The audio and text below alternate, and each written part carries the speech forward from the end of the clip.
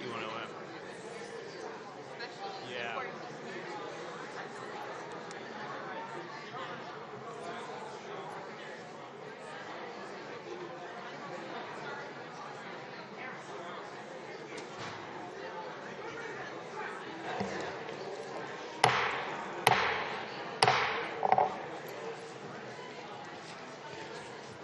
How many people do we have in the lobby?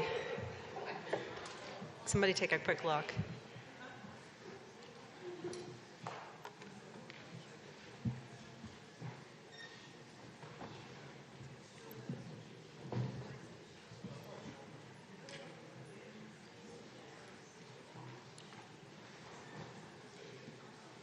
Do we have any folks still in line in the lobby? Okay, terrific. The third session of the 2026 Annual Town Meeting will please come to order. Where is everyone? This is a hybrid meeting utilizing virtual meeting technology, including Zoom for remote participants and a web-based portal for voting and queuing to speak for all of the participants, remote and in person. If we could keep the conversation, well, if we could just stop the conversation, that would be great. The entire meeting is being broadcast live on Astound, formerly RCN, channel 15, digital 1125, and in high def on channel 629. Also on Verizon channel 37 and Comcast channel 22, and of course online at LexMedia.org's website on their government live stream. Members of the public can follow the proceedings on cable TV or on LexMedia, or by joining us right here in the hall, sitting up in the balcony. We're glad you're here.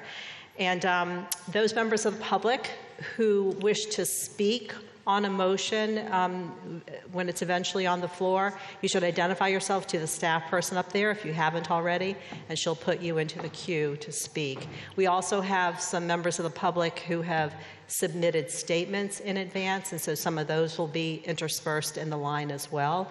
And when I call on someone who's submitted a statement, that statement will be read by staff. All comments should be kept to 3 minutes. It's the same time limit we give town meeting members who are speaking at the yes or no microphone.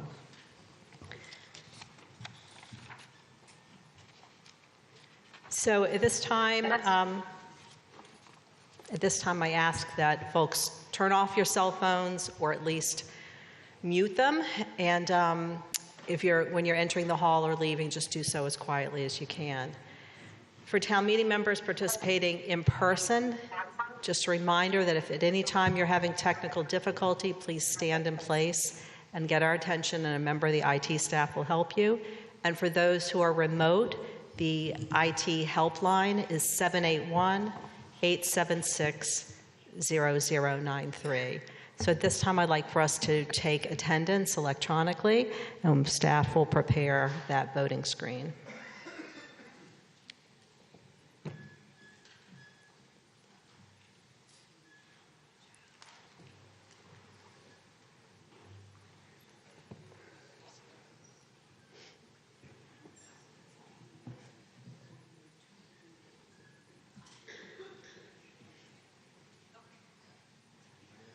So for purposes of just letting us know that you're here, it doesn't matter whether you press yes, no, or abstain, but please press the blue cast your vote button and make sure you get the proper feedback up here where your name appears.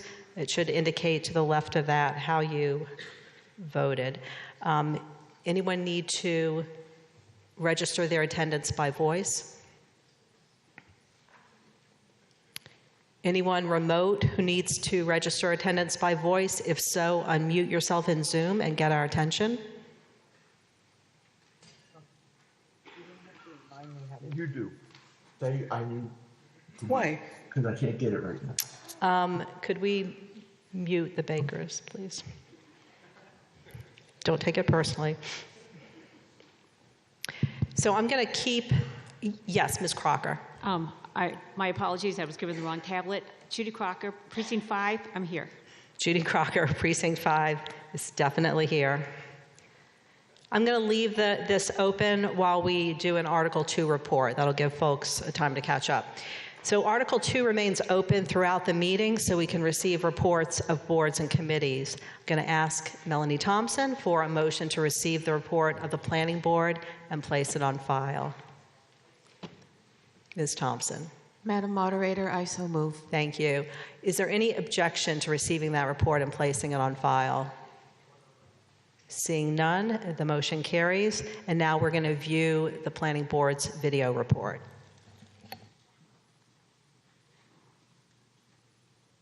I'm Michael Schabacher, Chair of the Lexington Planning Board, presenting the board's report to Annual Town Meeting 2026. The Planning Board consists of 5 elected board members and 1 associate member designated by the board. Hi, this We is would like to Tony thank Charles Horning for his 21 years on... 718-7847. Please call me because I can... Okay, let's pause everything. Let's mute everyone. And let's start the video over. But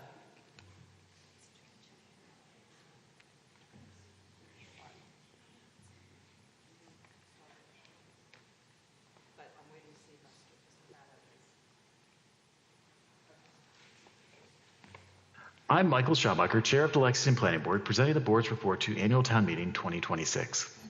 The Planning Board consists of 5 elected board members and 1 associate member designated by the board. We would like to thank Charles Horning for his 21 years on the board and many years as chair. His encyclopedic knowledge of Lexington zoning and its history will be sorely missed. After being elected just a few weeks ago, we would like to welcome Lynn Jensen to the board. Also, congratulations to Bob Creech on his re-election. I would now like to acknowledge the Planning Office staff, Planning Director Abby McCabe, Assistant Planning Director Megan Roche, Planner Aaron Kepper, and Planning Coordinator Carolyn Morrison. Since last year's town meeting, we updated some of our regulations. Those include improving our development submissions and increasing our application fees. We also updated our subdivision regulations to improve road design. 40 development projects have come before the board. Many of these were subdivision applications to create zoning freezes. Under the Special Residential Development Bylaw, we approved a second project at 287 and 297 Waltham Street, and occupancy of our first SRD approval has begun. That project includes a family-sized deeded affordable unit, which had a robust number of applications. There were 6 housing developments that came before the board in the past year. That means we have 1,589 units approved or proposed, of which 1,253 are rental units. Those rental units will provide opportunities for people who are not yet able to afford a home in town to live in Lexington.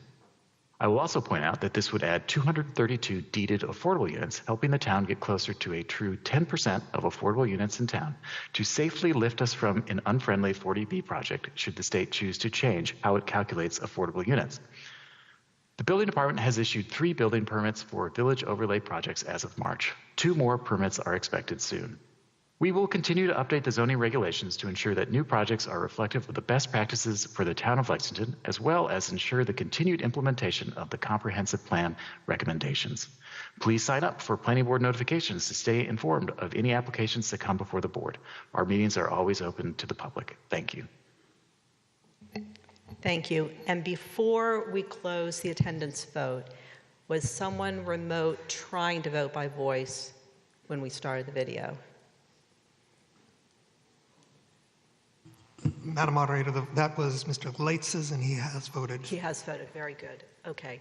Then I think we can close the attendance vote.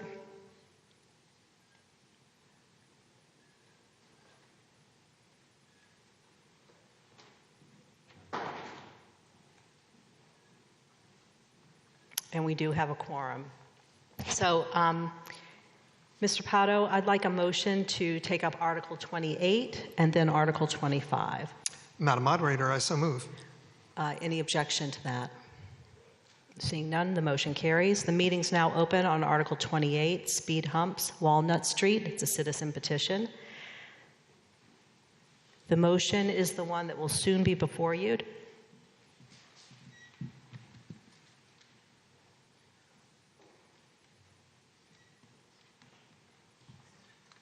It's dated February 3rd, 2026, and on file with the town clerk.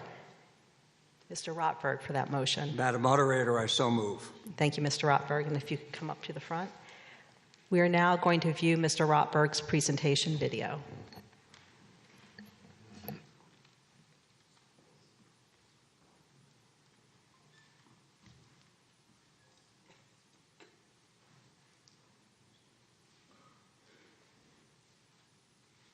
citizens article.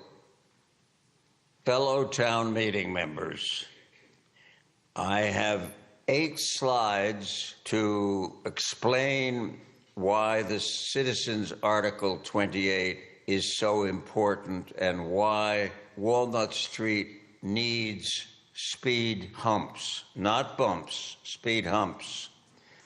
Let me start the slides.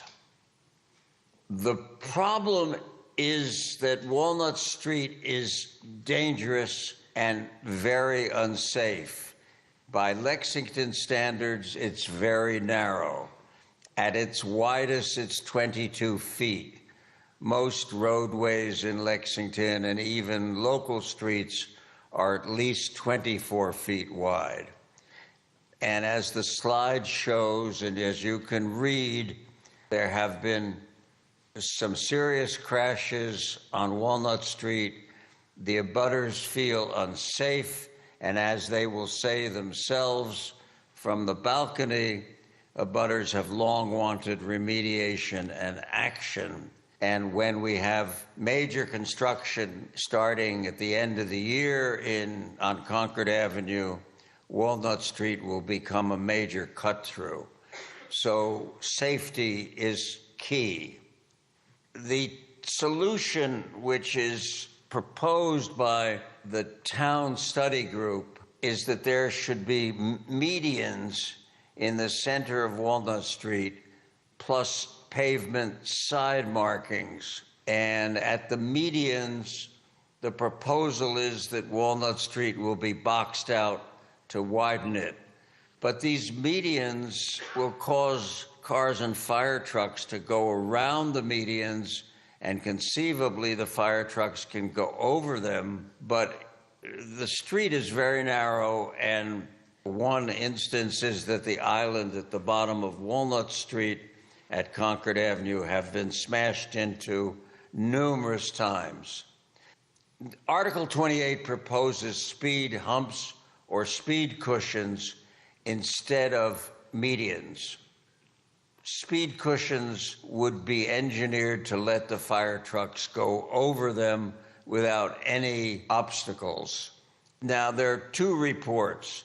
Transportation Study Group, which is the town officials study group, and then they had a consultant called TEC, which recommended speed cushions in a technical report last year. Now, the reason humps or cushions make sense is that Shade Street has had 7 humps for more than a decade, and there seemed to be no problem. Boston has installed many humps. Cambridge and Somerville have humps, and humps can be put in place at different heights so they can impede vehicles at different speed depending whatever the town wants. So I ask, why not opt for a proven technology, humps? Now, here are the costs. You can see on this slide, humps are somewhat less expensive than medians, and in addition, there's less work that has to be done to the street itself because there's no widening of the street, which would be essential for medians. And the money for either medians or humps is already in the street improvement budget. So there's no new appropriation cost, and the money is already in the budget. So humps cost somewhat less and conceivably considerably less. The fire chief, Lexington's fire chief, told me that the last 2 years there were 50 visits to the Potter Pond, Walnut Street area. 15 of those trips were for fires, but the chief, Senkabau, has said on several occasions and in writing that humps will slow response times by up to 10 seconds per hump. He's also very concerned about humps increasing maintenance costs on his vehicles.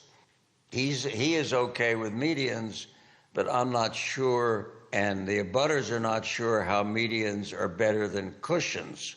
They would present we think, bigger obstacles than humps.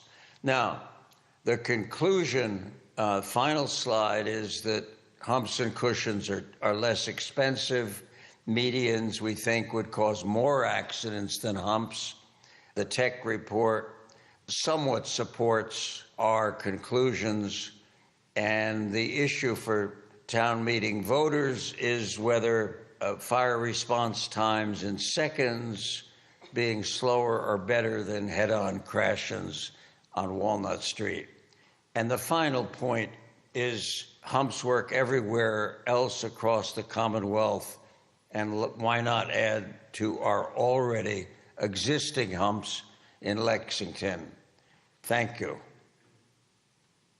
Thank you. Mr. Galaitis, what is your point of order?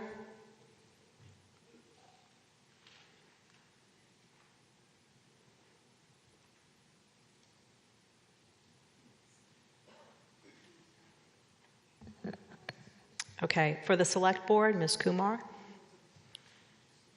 Article 28 proposes installing vertical traffic calming measures such as speed humps or speed cushions on Walnut Street to address serious safety concerns on this narrow, heavily traveled roadway.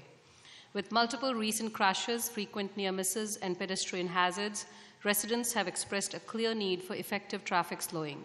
Traditional measures like signage, pavement markings, or traffic islands are believed by the proponents to not provide lasting results, while proven interventions such as asphalt speed humps successfully used on comparable streets can reduce speeds without impeding emergency response.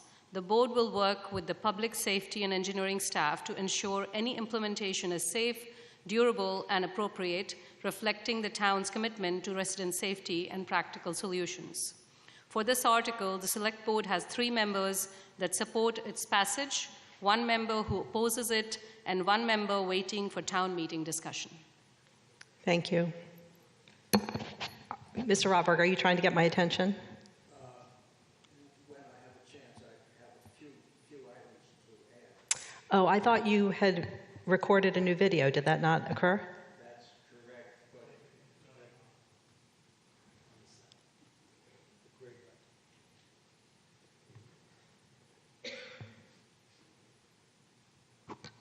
but that's correct, Madam Moderator, but some information has become available this afternoon. Ah, okay, very briefly then. Thank you. The new information that became available today is a reiteration by the Assistant Town Engineer that humps are less expensive than medians, that the Transportation Study Group, which recommended medians, did so because this town meeting turned down medians and turned down humps in 2023, but that, of course, was a different proposal and very different from what is being proposed today. And the assistant town manager said in writing to various people today that the Transportation Study Group would have been happy with humps had they not taken the 2023 vote into consideration. And one final point is I did some telephoning. I couldn't reach all the cities and towns in the Commonwealth. I reached a few, and there are humps everywhere, and fire chiefs everywhere seem to be, everywhere I called, seems to be happy. Thank you. Did the Select Board need anything from me? Okay, good. For the Capital Expenditures Committee, Ms. Rhodes. Madam Moderator, this committee agrees with the proponents that Walnut Street is a hazard and that some action should be taken. Both the TSG proposed solution and the proponent solution are viable remedies. However, the Lexington Fire and Rescue Chief has stated that the proponent solution of speed humps will affect response time and patient transport comfort. Given the high cost of both fire and rescue equipment, downtime, and capital cost, we side with the chief on this one. This committee unanimously recommends rejection of this article. Thank you. For the Appropriation Committee, Mr. Podolsky. Madam Moderator, for Article 28, the Appropriation Committee recommends disapproval by a vote of 0 for, 8 against, and 1 abstention. Thank you. Ms. Canali. Thank you. Thank you, Madam Moderator. Jeannie Canali, Precinct 9, and President of the South Lexington Civic Association. The South Lexington Civic Association Board of Directors is unanimously in support of Article 28. Thank you. Mr. Pato, do you have a point of order? I do. Just a correction. The written comments were from the town engineer, not from the assistant town manager. I said the assistant town engineer, or thought I had. We heard Okay. I'm sorry. Mr. Rotberg's comments before. Who authored it? Just It was from the town engineer, Mr. Livesey. town engineer. That's what I thought I said, yeah. I heard assistant town manager as well. Oh, so. sorry. Apologies. It was from the assistant town engineer, Ross Morrow. The assistant, okay. Good. The assistant town engineer was the author of those comments today. Everybody in agreement? Good, good, good. All right. Let's see. Mr. Luker with a question.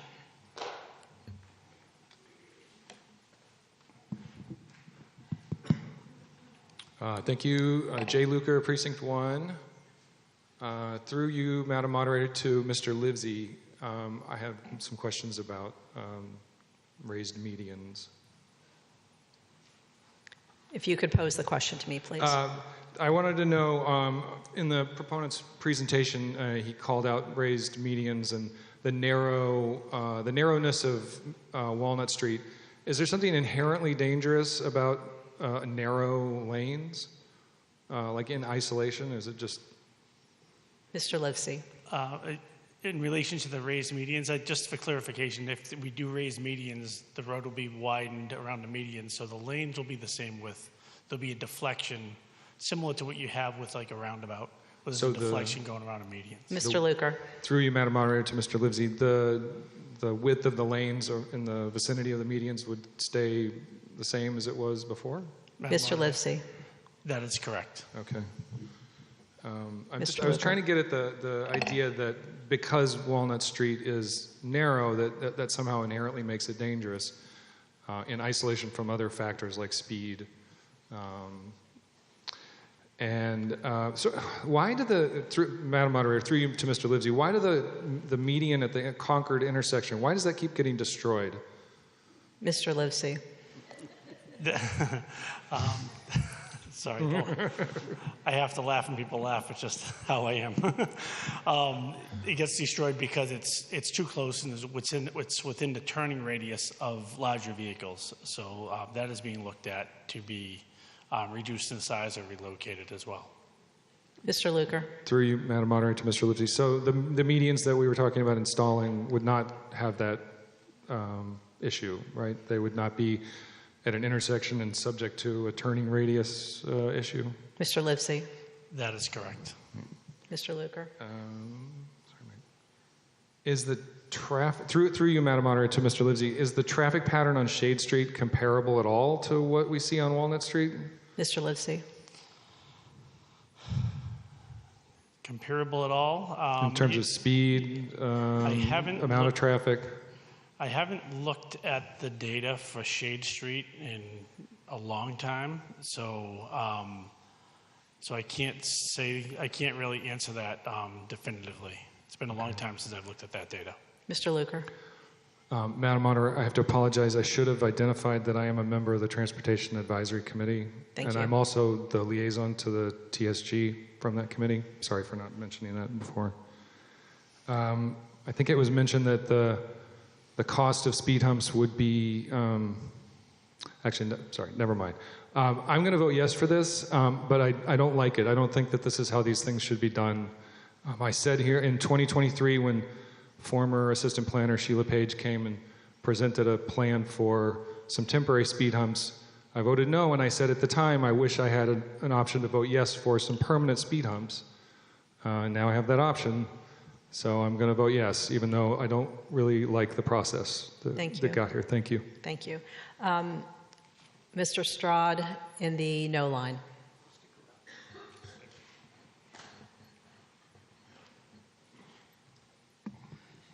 Iran Strad, Precinct 6, Madam Moderator. Let's agree on one thing. Walnut Street has a real speeding problem. The town's own engineering study confirms it. Speeds routinely exceed the posted limit on a narrow, tree-lined road. Walnut Street residents are right to want action, and their frustration after years of delay is entirely justified. Here is the dilemma at the heart of Article 28. Speeding traffic on Walnut Street puts lives at risk. That is true. But delayed emergency response times also put lives at risk. Every speed cushion adds seconds to the fire truck's response. Seconds matter when a house is burning. Seconds matter when someone is not breathing. The fire department has told us this clearly and repeatedly. So if we vote yes tonight, we are not choosing safety over risk. We are trading one risk for another. We are making Walnut Street safer for drivers while making the neighborhood slightly less safe from an emergency response perspective. That is not a trade I am willing to make, especially when there is a better path forward. Our transportation safety group, working from an independent engineering study, has recommended raised median islands for Walnut Street. This approach addresses the speeding problem directly without adding a single second to emergency response times. It is not a perfect solution. It is not what the residents holding signs in the rain asked for, but it improves safety on Walnut Street without imposing new risks on those same neighborhoods. Voting no tonight is not a vote against Walnut Street residents. It is a vote for a solution that does not force us to choose between their traffic safety and their emergency response safety. We had a chance to test speed humps on Walnut Street in 2023. Town meeting said no.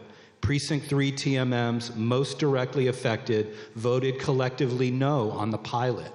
It is understandable why the Transportation Safety Group proposed a different approach. The costs of emergency vehicle wear and tear from speed humps or cushions have still not been quantified. We are being asked to accept an unknown financial liability while weighing a complex safety trade-off. The right answer is to vote no on Article 28. Town staff have studied this problem. They have a traffic safety proposal, and the money is budgeted. Hold them accountable for one thing: make driving on Walnut Street safer. That is how we actually help our Walnut Street neighbors without degrading emergency response. I urge a pro-safety vote of no on Article 28. Thank you. Mr. Canali in the yes line. Madam Moderator, Richard Canali, Precinct 9. I wanted to just say a couple things. I'm going to talk about Shade Street because I live on Shade Street. I have a speed hump right outside my front door. But there are a number of other speed humps in Lexington, and I just want to make sure people are aware of the difference between a speed hump and a speed bump. So for those of you who go to the Lexington Community Center by the museum, those are bumps, and they're on private property, and they have absolutely nothing to do with speed humps. Shade Street is somewhat similar to Walnut Street in some respects. It was laid out in the 1600s. It has a variable width. And the town departments, including the fire chief at the time, was very supportive of installing speed humps. They put sidelines in to make sure that between the sidelines of the street, there was 16 feet of travel space for cars and some space for walkers.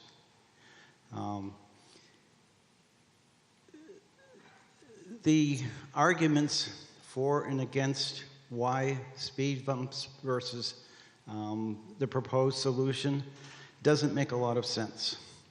I have medical issues.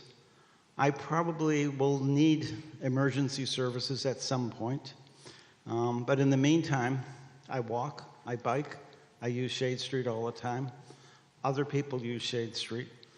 And the question is, you know, when you talk about what is traffic calming and what does that have to do with safety? So on Shade Street, the speed on Shade Street has decreased. There are over 1,000 vehicles per day who go on Shade Street. And the way for me to look at it is when I look at every day for residents on Shade Street versus when will I need emergency services, there's absolutely no connection between them. The 10 or 20 or 30 seconds delay that the fire engines might have are inconsequential compared to the safety on Shade Street right now compared to what it was before those speed humps were there. I'm not aware of any crashes that have occurred since the speed humps were put in.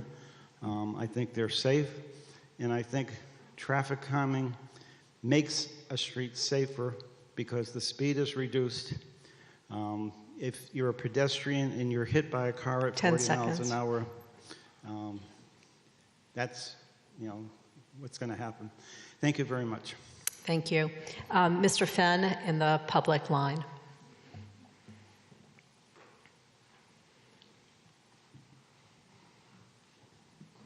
My name is Tom Fenn. I live at 52 Potter Pond.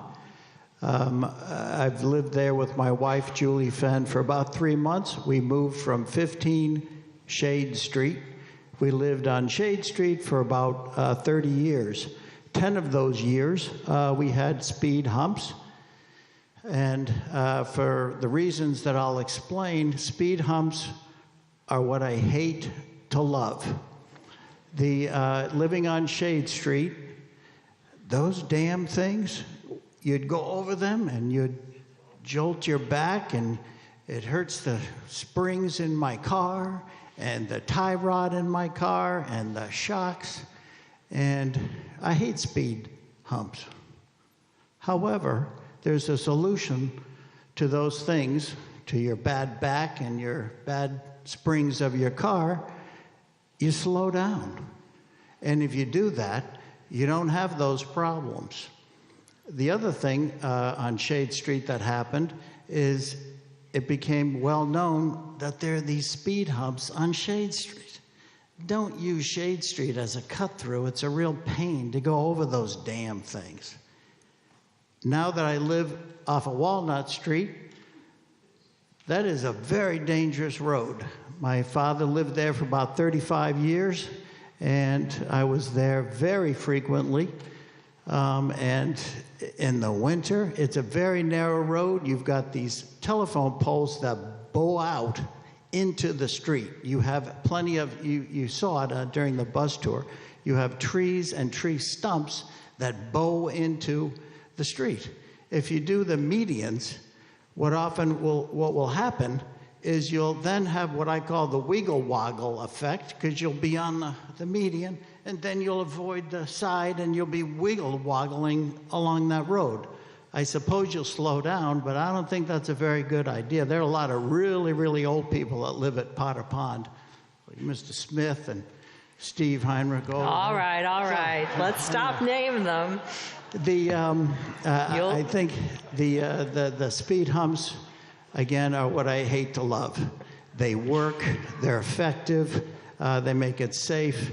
My neighbor on Shade Street, the fire and police, unfortunately, were there a lot. And it sure didn't slow them down getting there. And I know they were never slowed down in responding to my dad. So I would ask for your support on warrant the Article 28. Thanks. Thank you, Mr. Fenn. Mr. Avalone with a question.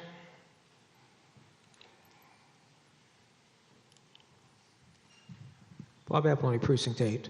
I'm wondering if we could hear from the chief, the fire chief, as he happened to be in the building, because he's been quoted a lot. And well, the last I heard of him, he was opposed to this.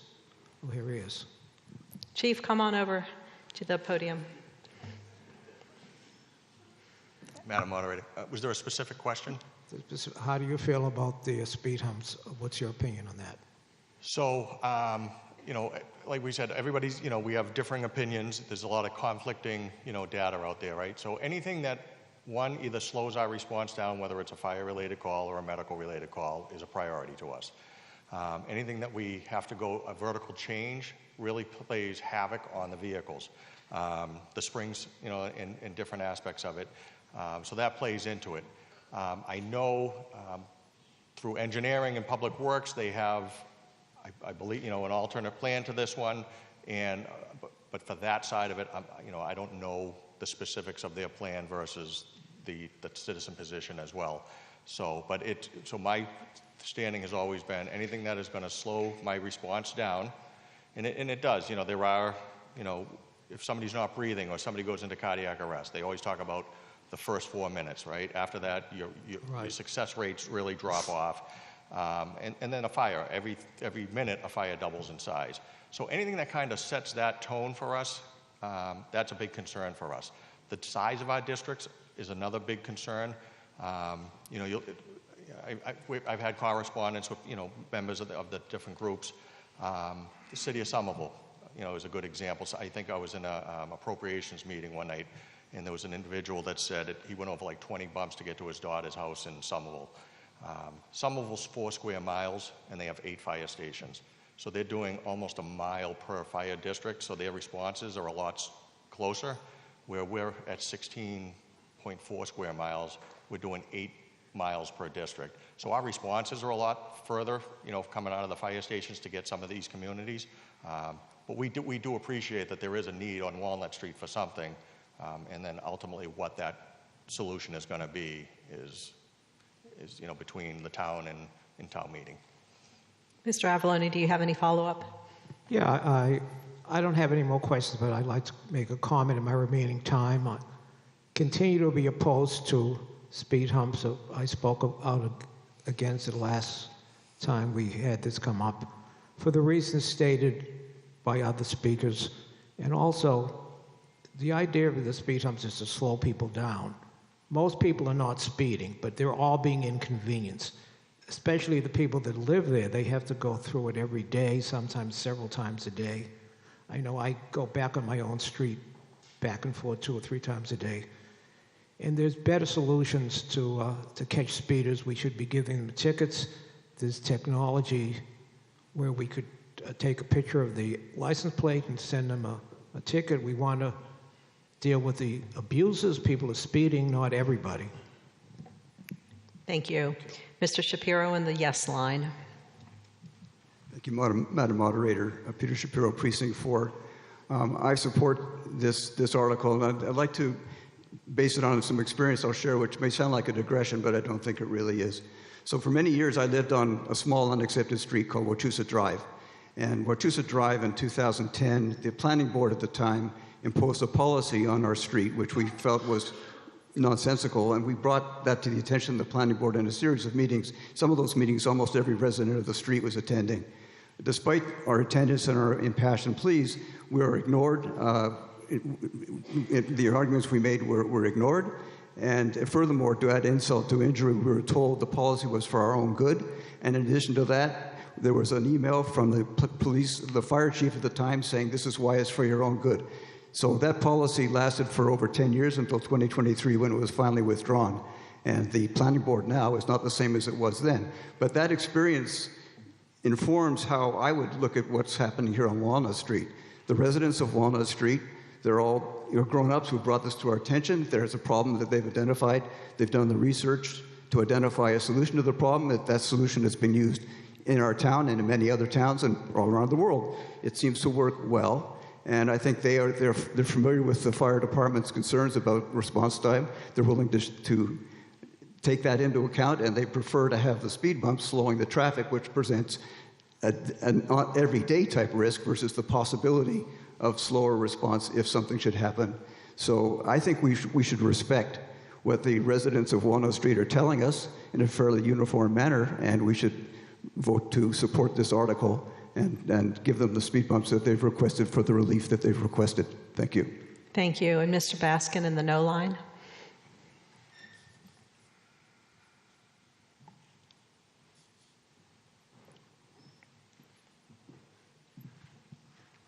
Avram Baskin, Precinct 2. The day after my daughter had her second COVID shot, she had a bad reaction. and she fell down a flight of stairs. We immediately called 911, and the rescue unit from the East Lexington Fire Station was at our house in less than 3 minutes. Now, it turned out that Sarah was fine, but had not been the case, those 10 or 20 seconds would not have been inconsequential to us. They would have been precious to us. And that's why I am accepting what the fire chief has told us about speed humps and response times, and that's why I am voting no. Thank you. And in the public line, Scott Fitzgerald.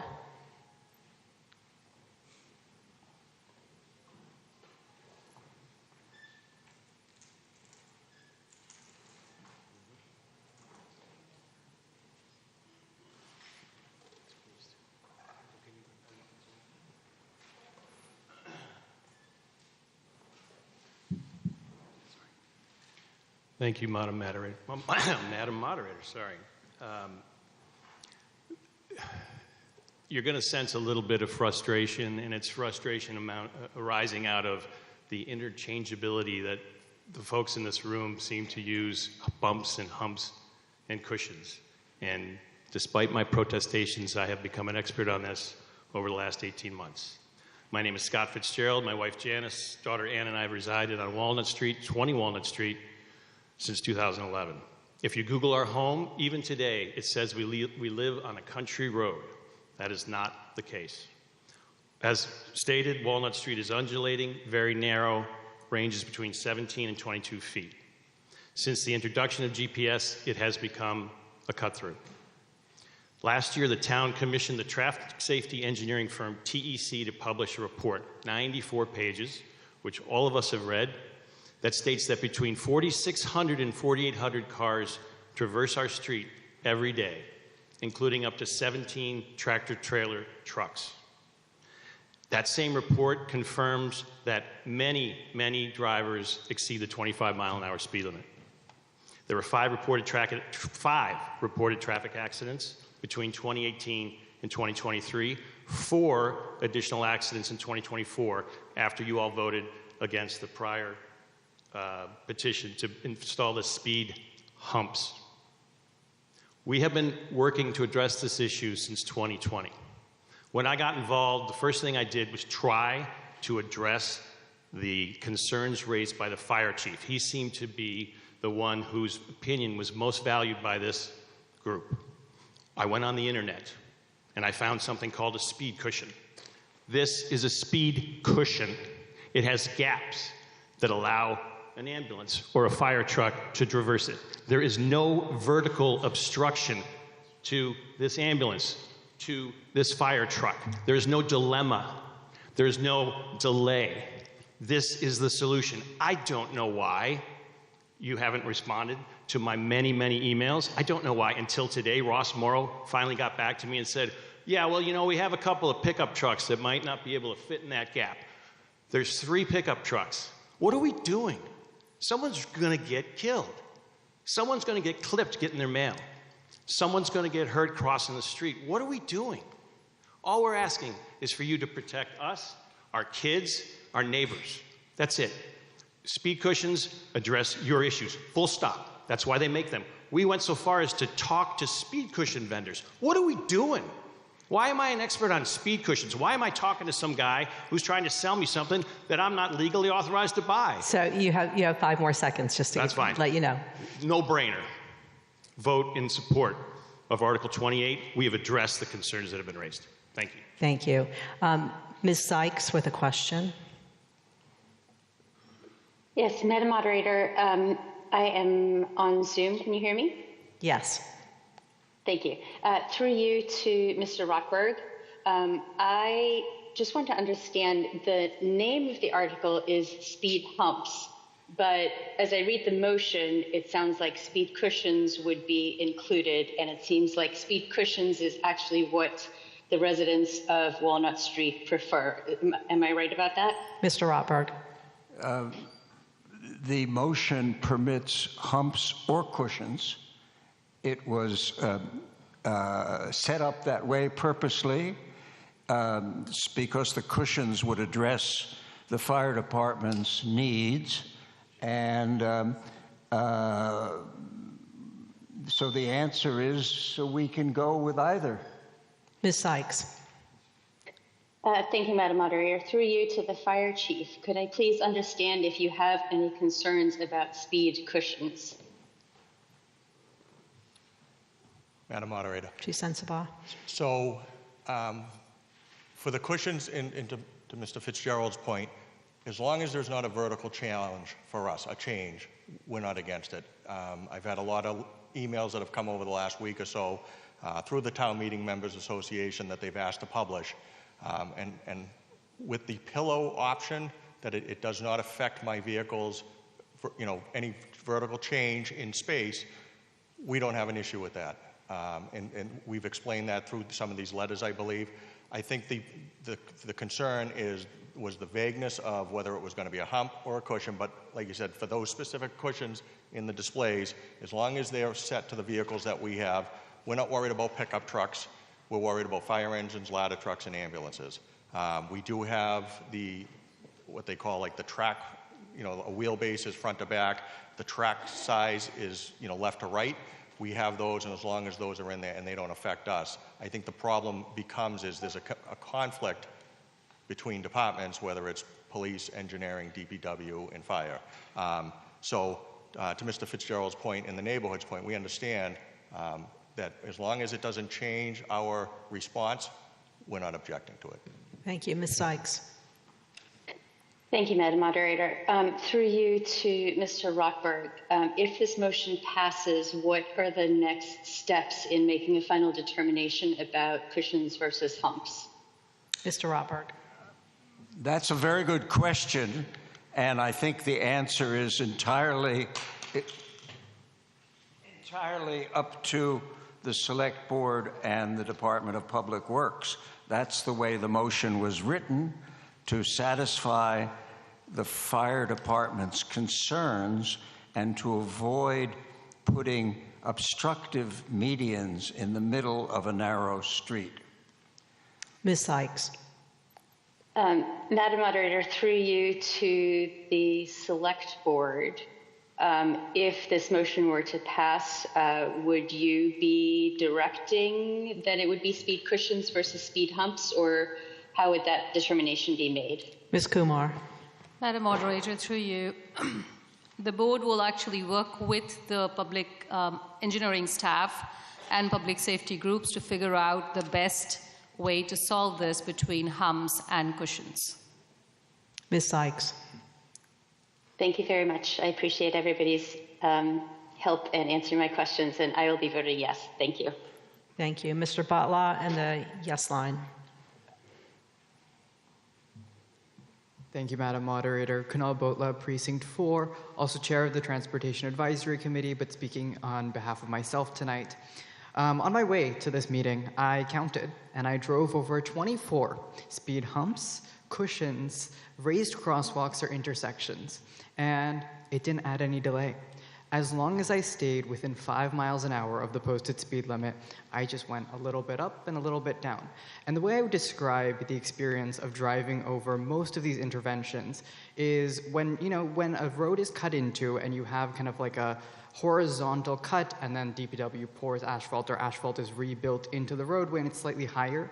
That's essentially what we're working with. And it's a very simple intervention. It's a very simple intervention that solves a major issue that Walnut Street has had for years, being used as a cut-through corridor.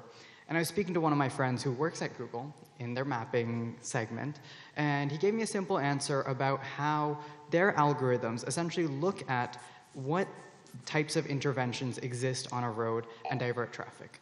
So a simple outcome from this intervention will be that Google Maps and various mapping services will send less traffic down Walnut Street. With complete candor as well, I've seen members of this body on their phones while driving and stay at stoplights well beyond them turning green. And those are the types of things that really add up to traffic and delays. Those delays, are 20, 30 seconds sometimes because no one honks in Lexington when you stay at a green light. And, you know, I'm surprised that there isn't much conversation about those types of blockages mitigate or impacting response times. The other thing I'll note about response times, most of the research that says that the delay is 10, 20, some even say 30 seconds from vertical speed interventions come from a single report from the Bush White House that framed as a homeland security issue following 9/11, which is a very weird framing, first off, to use 9/11 as context for traffic mitigation.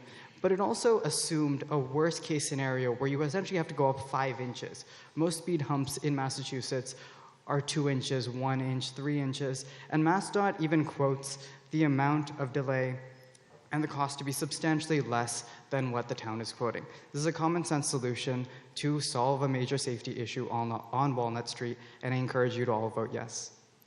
Thank you. Mr. Parker, what's your point of order? Madam Moderator, the Appropriation Committee heard comments from Chief Sensabaugh tonight that were actually contradictory to some of the things that we had when he was at our meeting to discuss this article. And I think most of the committee, if not all of it, that's present, would change their recommendation to a positive recommendation. Thank you. Ms. McKenna in the no line.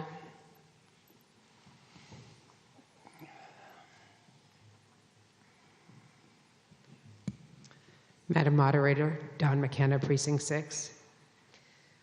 I want to take us back to Mr. Strahd's comments about the professional safety. And I want to put a personal face on emergency services and how grateful I am personally to them. Seconds made the difference between me bleeding out and being here. I had a 2-year, very painful recovery that they didn't think I would recover from. And I used Meadow Green as my personal facility. They have 123 beds there. Location matters. The problem with all of this conversation is from Lexington, they have to go up and down Walnut Street. And during the most difficult time of my recovery, the slightest bit, even if it was a speed table where one of the wheels went over it the wrong way, would make excruciating pain, which I endured for almost 2 years. And so every time I was taken in and out, and we hit something in that regards, it was very difficult. And so, the problem with this location is there's no workaround, because Lexington's fire department has to go up that street if they're going towards that facility. And I actually urge you to think about people like me. There's 123 beds. They're mostly elderly. There's a number of people who have dementia there. It's not a good experience for anybody who has had the misfortune of the type of injury that I had. Thank you.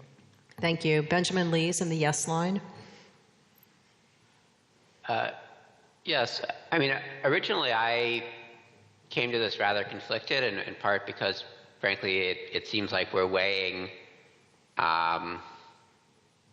potential lives over a long period of time in a difficult, and it's difficult to do that.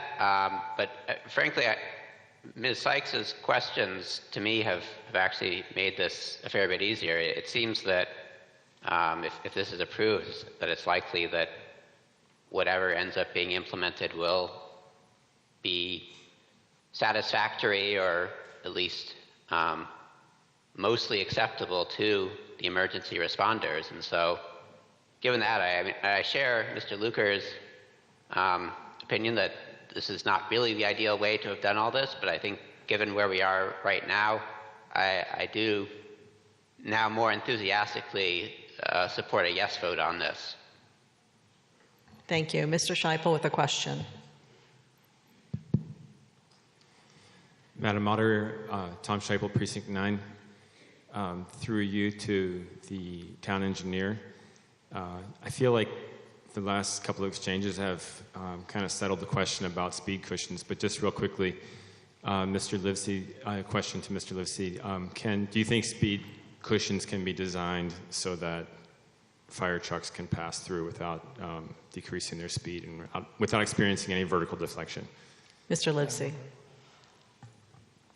Speed cushions can be designed to allow a fire truck to pass without the vertical transition. I can't guarantee that it can also accommodate ambulances without looking at the bases of both. Mr. Scheipel. Thank you.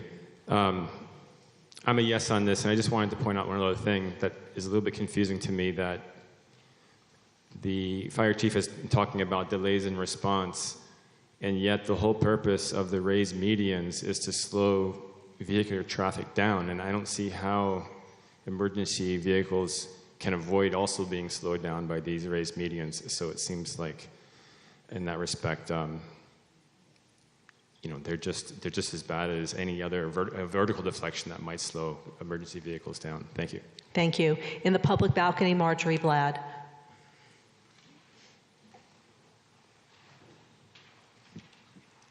Good evening. My husband and I have been living on Walnut Street for 54 years and have seen many changes. What is most disturbing is the increase in the size and the speed of the vehicles. Since GPS, we get construction vehicles, tractor trailers, tour buses, one day a caravan of trucks carrying carnival rides. Many of these oversized vehicles get hung up on the island at the entrance from Concord Avenue, causing frequent visits by the DPW to repair or replace the Keep Right signs. One of the signs recently knocked down is currently in need of repair. I have also witnessed large trucks taking the left to enter Walnut Street, coming up on the wrong side of the road to avoid the island. I would like to be able to visit a neighbor for coffee 3 doors down without having to drive. You can't get off the road. This is a narrow road. With the terrain there, it's impossible to get off the road if a car comes by. While we do appreciate the efforts that have been taken with signs and posted speed limits, we truthfully have not noticed any improvement. Our situation is very similar to the problems Shade Street had as a cut-through to avoid the traffic light at Merritt Road and Spring Street. They were able to resolve that problem by creating a traffic calming street with 6 or 7 speed humps, each one with a sign stating speed hump 20 miles per hour. Walnut Street is narrower, has 2 hills, and numerous blind driveways. I know we cannot control the amount of traffic, but we could lessen the oversized vehicles and slow traffic down, and it would be a huge help. I respectfully request our street be given the same consideration and treatment that was approved for Shade Street. Thank you for your time and the opportunity to be heard. Thank you. Mr. Kaufman in the no line. Steve Kaufman, Precinct 5. I move the previous question. Okay, folks. So Mr. Kaufman is asking if you have heard enough debate, and so we're going to wait for staff to prepare a voting screen simply on the question of whether to close debate.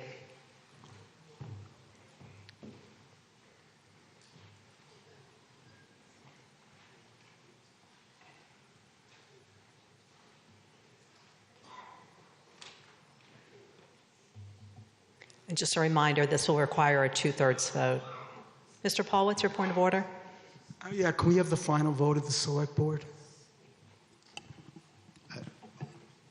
Madam Moderator, can you recognize Doug Lucente? Yes, Mr. Lucente.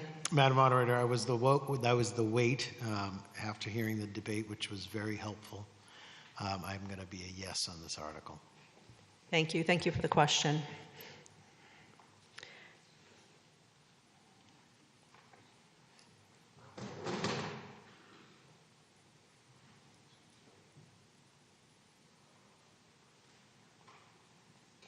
Okay, the voting screen is ready. So all those in favor of closing debate, press yes. All those who want debate to continue, press no.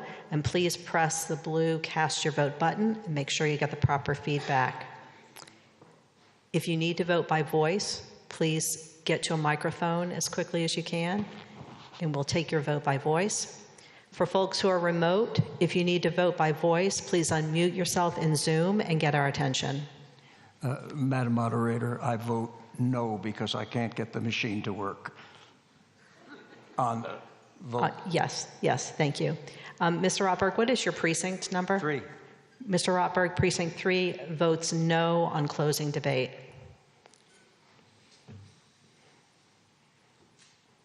Madam Moderator, Amy Weinstock, Precinct 2. I'm having the same problem, unable to get my vote to be cast. I also vote no. Okay. Was the last name Armstrong? No, I'm sorry, it's Weinstock. Weinstock, W-E-I-N. excuse me. Precinct 2. Ms. Weinstock votes no. Thank you. Yes. Hi, Kyle York, Precinct 1. I vote yes. Did the clerk catch the name? There we go. Excellent. Okay, we'll close that vote.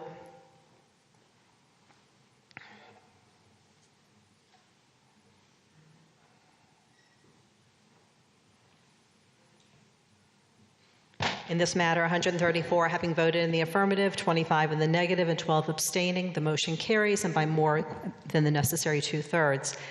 Mr. Rotberg, as a courtesy, you can have 2 to 3 minutes if you have any summation. Less than 2 minutes, Madam Moderator. Thank you.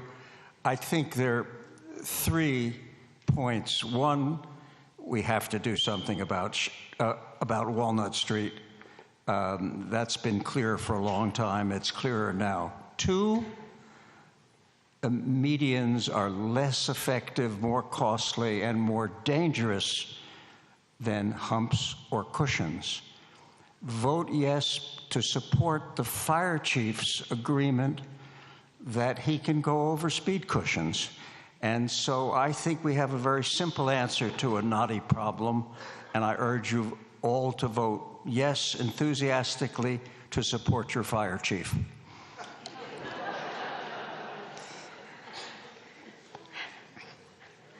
Not sure you should be invoking others' urging there, but okay. So we're preparing for that voting screen to be ready.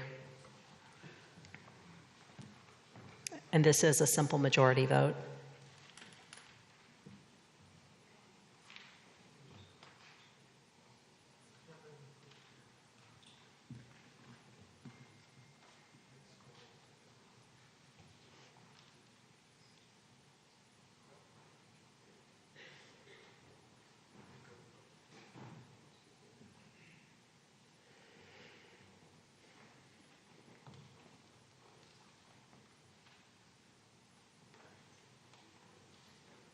Okay.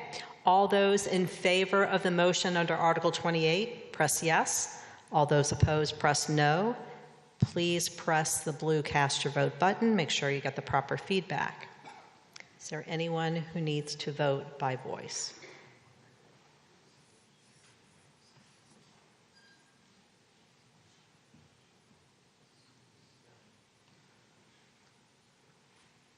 And is there anyone on Zoom who needs to vote by voice? Unmute yourself and get our attention.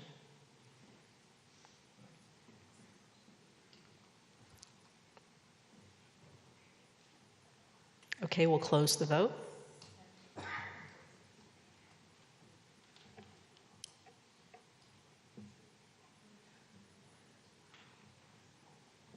In this matter, 151 having voted in the affirmative, 16 in the negative, and 3 abstaining, the motion carries. The meeting is now open on Article 25, surcharge on specific residential development. This is also a citizen petition. The motion will soon be in front of you. It's dated March 17th, 2026, and on file with the town clerk. Mr. Daggett for that motion. Madam Moderator, I so move. We will now view Mr. Daggett's video.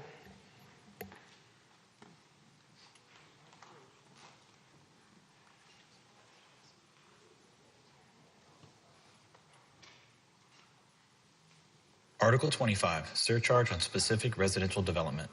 The purpose of this article is to reauthorize a home rule petition to the Massachusetts legislature that was previously approved under Article 6 of Special Town Meeting 2020-2. The previous petition was considered during 2 legislative sessions and must receive local approval to be considered again. The motion from 2020 has received minor updates in collaboration with stakeholders to provide more implementation flexibility to the Select Board and town staff. The prior 2020 petition was first introduced into the 192nd legislative session into the House, was adjudicated by the Joint Committee on Housing, and was reported favorably by the committee. It was then passed by the House and sent to the Senate, but ran out of time when the legislative session ended. In the next legislative session, the House bill was adjudicated by the Joint Committee on Revenue and was reported favorably by the committee. However, this report was after a significant delay, which precluded the bill from moving much further before the end of the session. Lexington had a similar home rule petition for a surcharge on commercial development and was signed into law by the governor in 2025 and will be implemented by the town in 2027. Approval of Article 25 would allow the Select Board to petition the General Court to enact special legislation to allow a surcharge on specific residential development that would apply only in the town of Lexington. If enacted, the Select Board would control the parameters of the surcharge, and the town staff would oversee the implementation. If passed at this town meeting, it could be 2 to 4 years before enactment, and then another 1.5 years before the town to fully implement. The term community housing refers to low and moderate income housing for individuals and families, including senior housing. Low income housing refers to persons or families with an annual income of 80% of the area-wide median income, and moderate income housing refers to those making 100% of the area-wide median income. Now I will talk about what exactly the special legislation is and how it would work in Lexington if enacted. A new residential development community housing surcharge would be applied to new single and two-family building permits on parcels where an existing single or two-family has been demolished. The surcharge will be applied on a dollars per square foot basis on the gross floor area of the new structures permitted, and the surcharge does not apply to community housing projects nor to similar reconstruction of existing dwellings. To set the initial surcharge rate, the town would commission a study to determine a set of suitable rate ranges. The Select Board would then establish the initial rate, set forth a process to implement the surcharge, and make it effective no later than 18 months after the enactment of the legislation. The Select Board may also adopt additional requirements, exemptions, and regulations to implement and enforce the surcharge. The surcharge would be collected between the issuance of the building permit and the issuance of the certificate of occupancy, and all surcharge revenues would be deposited into the town's Affordable Housing Trust Fund. Lastly, the town would adjust the surcharge rate for inflation on an annual basis and report on surcharge receipts and outcomes periodically. Next, I will answer some common questions regarding this article. First, why are we considering a residential development surcharge? The town completed its most recent comprehensive plan in 2022, and the housing section has a number of policy objectives relevant to this effort. First, the plan calls for the town to develop new sources of funding for community housing beyond Community Preservation Act resources, and directly calls for advocacy and support of the prior version of this legislative effort. The plan also has an objective to develop policy that requires developers of new market rate housing to provide housing for lower income residents. And the plan has an objective to preserve the spectrum of housing in our inventory and to seek workable solutions to address the demolition of smaller dwellings. The town in recent years has continued to work to both add or increase inclusionary housing contribution requirements across most of the residential development options in the zoning bylaw. These contributions have been designed to be proportional to the scale and attributes of development. For larger developments, built units. For smaller developments, payment in lieu of built units. This article would further these efforts by creating a proportional payment contribution from single and two-family developments where there currently is no requirement. Next, what are the issues with single-lot residential development? An analysis was performed that looked at redevelopment of single-family homes from 2007 to 2024 and revealed that over that time period, over 14% of the housing inventory present in 2007 had been replaced with new construction. When new construction occurs, the new houses were on average 2.6 times larger than the ones they replaced. Similarly, the cost of new houses were on average 2.8 times more than the cost of the houses that were demolished and replaced. Comparing the inventory in 2007 to the one in 2024, you can see some trends in the size of housing. The vertical axis represents the number of houses added or removed from the inventory, and the horizontal axis represents the size of houses in terms of gross floor area. The red bars represent the number of smaller or moderately sized houses that have been removed from the inventory, and the blue bars represent a spectrum of significantly larger sizes of new houses that were added. You can also visualize these changes by looking at a parcel map, where a red parcel indicates a property that was redeveloped between 2007 and 2024. Each of the four images shows an example neighborhood and the scale of redevelopment over this period, affecting small, medium, and large lots. While looking at the total number of houses is informative, it is also important to look at more recent trends just this past year. Looking at all of the single-family houses that were redeveloped in 2025 indicated that the average sale price for a property with a house that was demolished was on average just over $1.05 million. If you model what it would cost to own that average house with some common mortgage parameters and estimated property taxes, results in a projected monthly cost of roughly $6,600 per month to own. Looking at all of the houses that resulted from this redevelopment indicated that the average sale price for new construction was on average just over $3.1 million. If you model what it would cost to own that $3.1 million house with the same mortgage parameters and property tax estimates, results in a projected monthly cost of roughly $19,500 per month. Directly related to housing costs is the amount of income needed to own housing. The federal area-wide median income level that includes Lexington is just over $160,000 per year in 2025.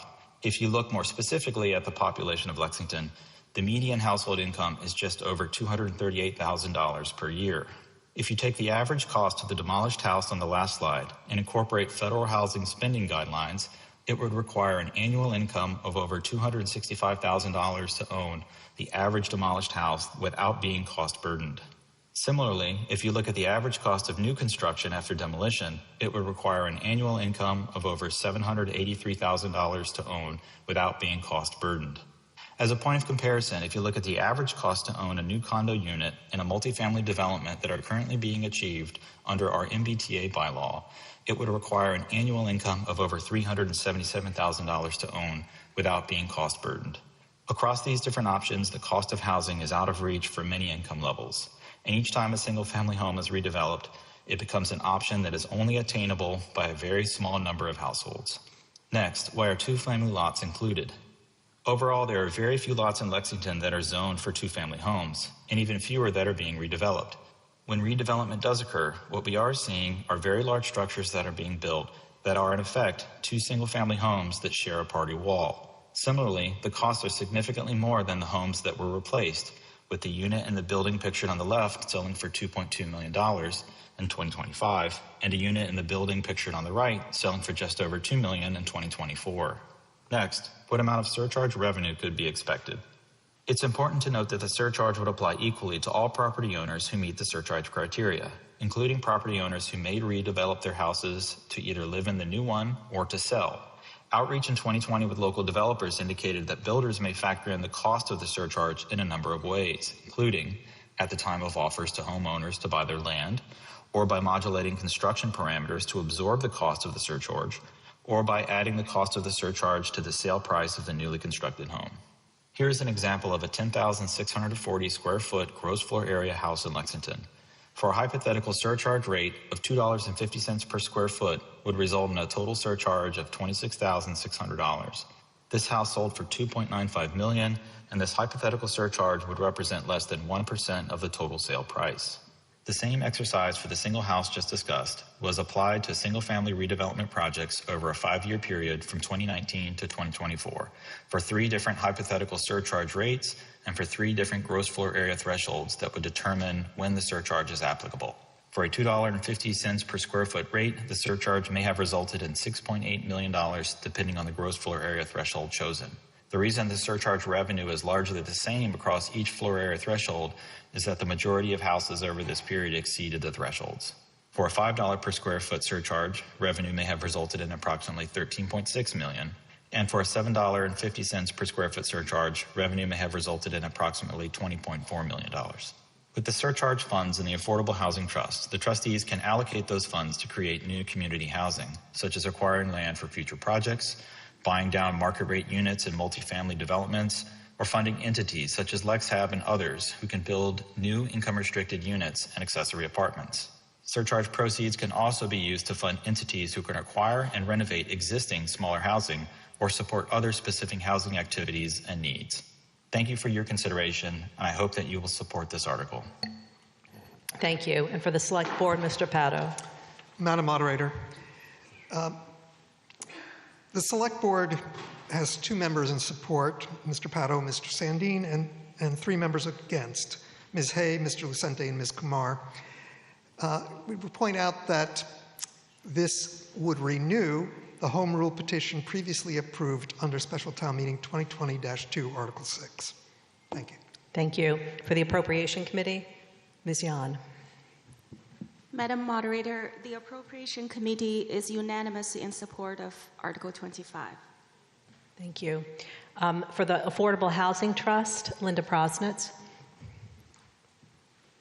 Madam Moderator, the Affordable Housing Trust voted unanimously 5-0 in support of the position for community housing.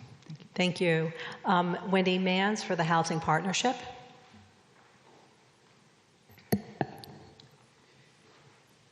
The Lexington Housing Partnership Board found ourselves unable to support this proposal after some discussion, despite our general position in favor of more funding sources for affordable housing in Lexington.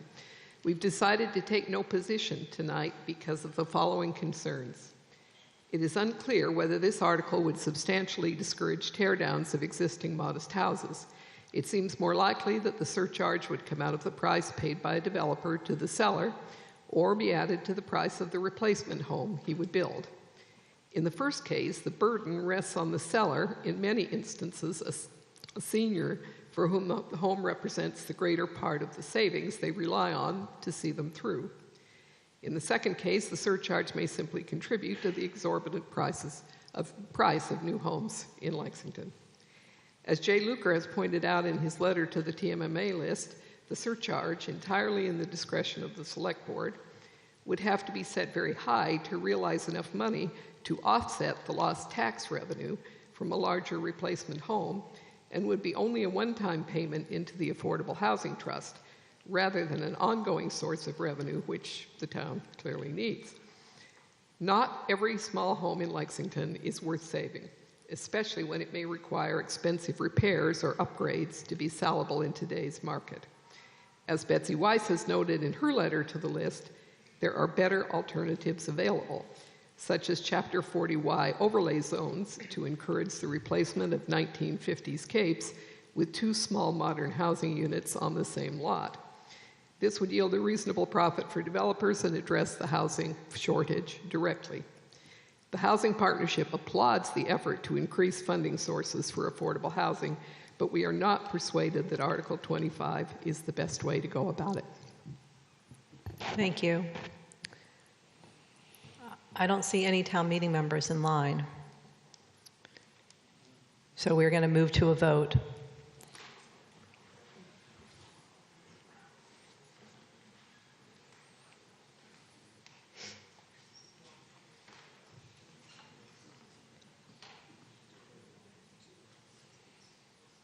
All right, all those in favor of the motion under Article 25, press yes. All opposed, press no. And please press the blue cast your vote button. Make sure you get the proper feedback. Ms. Weiss.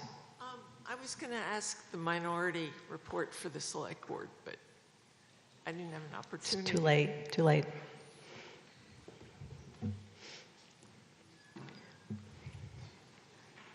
Anyone need to vote by voice? Anyone on Zoom need to vote by voice? Please unmute yourself and get our attention. We'll close the vote.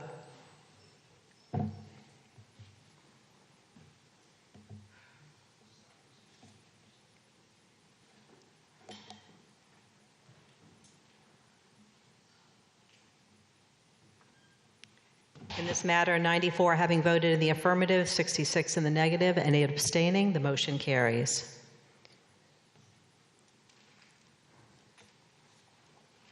Mr. Pato, could we have a motion to next take up, excuse me, could we have a motion to next take up Article 12 where we left off on Monday? Madam Moderator, I so move. Any objection?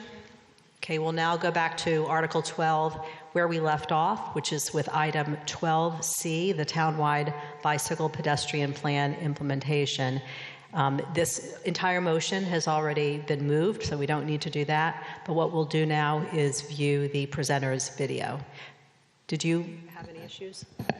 I had a point of order. What's your point of order? The microphone at the back is not clear, whereas the other 2 microphones seem to be perfectly clear. I'm wondering if someone could take a look at it. Looks like Vince is going to take a look at it. Thanks for letting us know. So now we're going to view the video for 12C. Hi, my name is Megan Roach, and I am the Assistant Planning Director for the Land Use, Housing, and Development Department. This evening, I am presenting Article 12C, Townwide Bicycle and Pedestrian Plan Implementation. The 2024 Townwide Bicycle and Pedestrian Plan, otherwise known as the Bike Ped Plan, identifies current and desired conditions for bicycling, walking, and rolling in Lexington. The plan is an action-oriented document designed to help bridge the gap between current conditions and what residents envision for a safe, comfortable, and connected transportation network. The plan provides recommendations for safety improvements and includes prioritized lists of bicycle facilities, crosswalks, sidewalks, trails, and intersection improvements. The plan is a guiding document for many town departments, and its recommendations will take many years to design, construct, and include a robust public process. The plan is new and the first of its kind for Lexington. Currently, the Department of Public Works will determine which recommendations coincide with projects on the town's roadway replacing and sidewalk repair list and will implement these recommendations when appropriate. If we continue with this plan, however, there may be a number of high priority recommendations that aren't completed if they don't coincide with the paving schedules and sidewalk repair lists. The intent of Article 12C in future town meeting requests is to design and construct recommendations from the bike ped list using the prioritized list as a guiding document and working with other town departments to determine which projects make sense for which years. This goal will require substantial commitment and a consistent funding source to implement many of the recommendations for this fiscal year and many years to come. The $100,000 request for fiscal year 2027 is for the design of a multi-use side path on Worthen Road, connecting Massachusetts Avenue to Waltham Street. A multi-use side path is designed to accommodate a variety of users, including walkers, bicyclists, joggers, people with disabilities, skaters, and pets, and is typically an 8 to 10 foot wide paved surface. A side path on Worthen Road is the highest ranked recommendation on the bike facilities priority list. Under existing conditions, there is no dedicated or protected bicycle infrastructure on Worthen Road within the limits of the high school and the Center Recreation Complex. The multi-use side path would be proposed outside the current limits of vehicle travel lanes and on-street parking. A second request for construction of the path is likely at annual town meeting 2027, and construction would be coordinated with the high school project. As we encourage more students and staff to take alternative modes of transportation, it's important that we provide a safe and inviting means of doing so. Article 12C is requesting $100,000 from the Traffic Mitigation Stabilization Fund and/or the General Fund to support implementation of the Bike Ped Plan, focusing on the design of a multi-use path on Worthen Road in fiscal year 2027. Thank you. Thank you. And for the Select Board, Mr. Pato. Madam Moderator, the Select Board is unanimous in its support of this motion. Thank you. For the Capital Expenditures Committee, Ms. Rhodes. Madam Moderator, the committee unanimously recommends approval of this article. For the Appropriation Committee, Mr. Mr. Pataki. Madam Moderator, the Appropriation Committee unanimously recommends approval of Article 12C. Thank you. And for the School Committee, Ms. Jay. Madam Moderator, the School Committee is in unanimous support of Article 12C. Thank you. Ms. Gow with a question. Thank you. Betty Gow, Precinct 8. I'm also the chair of the Bicycle Advisory Committee. And my question is, by passing this article, we are funding a design for the development of a safe multi-use side path on Worthen Road. So once we have the design, could CPA funds be used for the construction of the paths when we move to that, Madam Moderator? Yes. Could Town Council please respond? Generally speaking, creation of recreational facilities like a path would be eligible for funding. Some portions that might be infrastructure for abutting roadways would not. Ms. Gow. Thank you, Madam Moderator. So yeah, my understanding is that then construction, CPA funding could be used for construction that was not part of road construction, but on the side. Is that correct? Mr. Makarios. Madam Moderator, through you, yes, as long as it's a recreational use. Recreational use, okay. Ms. Thank Gow. you. Thank you. I'm strongly in support of this article. I think Worthing Road is well used by pedestrians and bikers and dog walkers, and it includes students and families that travel to the recreation facilities, to the fields, the pool, to Hayden Center, and of course the high school. So having a well-planned multi-use path would really improve the safety of this very busy road. Thank you. Thank you. Victoria Buckley in the question line. Victoria Buckley, Precinct 8. My question is, if it's going to be a multi-use path, how we're going to combine disabled people's needs with bicycles? Thank you. Ms. Roach. Thank you, Madam Moderator. Or Mr. Livesey. Oh. Or I'm happy to have John take that away. I'm sorry, I'm not able to see him at the podium. Mr. Livesey, she's passing the ball to you. Madam Moderator. Yes, this would be usable by cyclists, pedestrians, and it would follow all ADA requirements and PROAG requirements as well. Ms. Buckley. In that case, I hope that this will come before the commission to look at the plans. Mr. Livesey. We can absolutely do that. Thank you, Ms. Buckley, and it sounds like that microphone's working well, so thank you, Vince. Jay Luker in the yes line.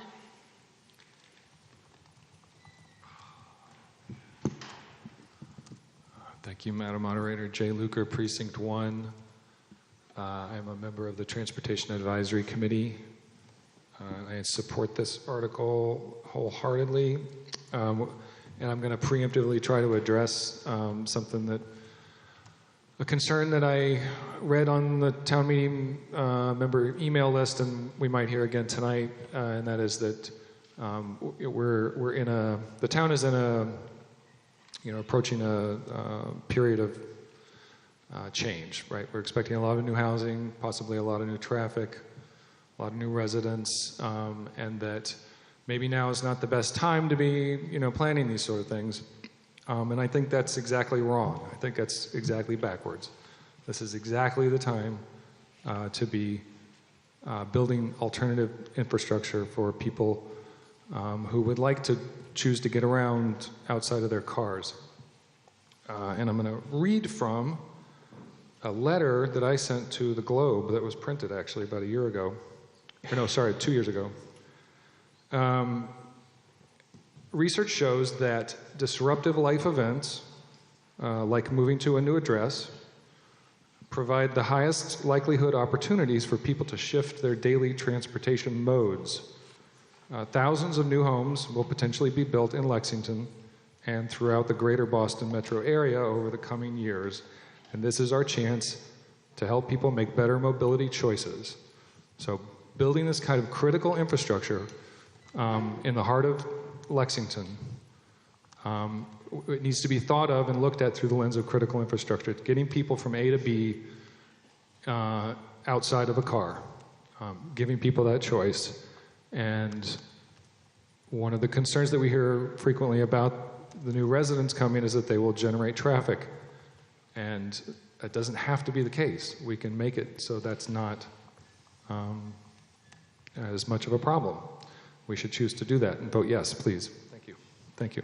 Thank you. Ms. McGaw with a question.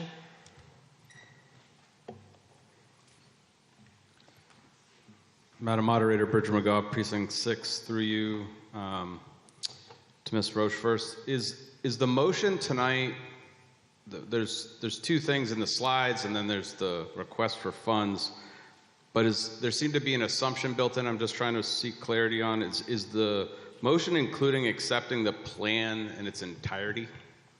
Ms. Roach. Thank you, Madam Moderator. So the motion would be to appropriate these funds to hire an engineering consultant to design the multi-use path from limits on Worthing Road from Massachusetts Avenue to Waltham Street. We would anticipate through this design process that there would be a public hearing with the select board who would ultimately be approving that design. So, we provide this article and this motion with the assumption that a multi-use path will be designed with the expectation that it would ultimately be reviewed and approved by the select board. Mr. McGaugh. Madam Moderator, through you, I'll rephrase. So the plan itself has not been accepted by the select board, or has the plan been accepted as the policy that we are now working under in the town? Mr. Pato. The plan was received by the select board and stored. It is now being examined for execution. So no vote has been taken to accept? Not in its entirety. But can I come back to this? I want to check, make sure what our vote was. Sure, thank you very much. Mr. McGaugh, do you have any other questions? Yes. Has the school building committee reviewed the impact of this plan, considering we took a vote on Monday on one thing that had the old high school on it and not the new design? And so now I'm wondering, has the school building committee actually reviewed these recommendations? Is there someone here who could answer that question? Madam Moderator, as a member of the school building committee, we have anticipated that there would be a multi-use path in that area. The specific details of what it would be is waiting on this design. Mr. McGaugh. Considering that, Madam Moderator, through you to the select board, considering that we're looking for the vote, but is there, where in the 5-year capital plan would implementation of this large list of projects be found? Mr. Pato. Madam Moderator, could you redirect this to the Capital Expenditures Committee while we're... Sure. Ms. Rhodes. I need to get back to you on that one. Of course.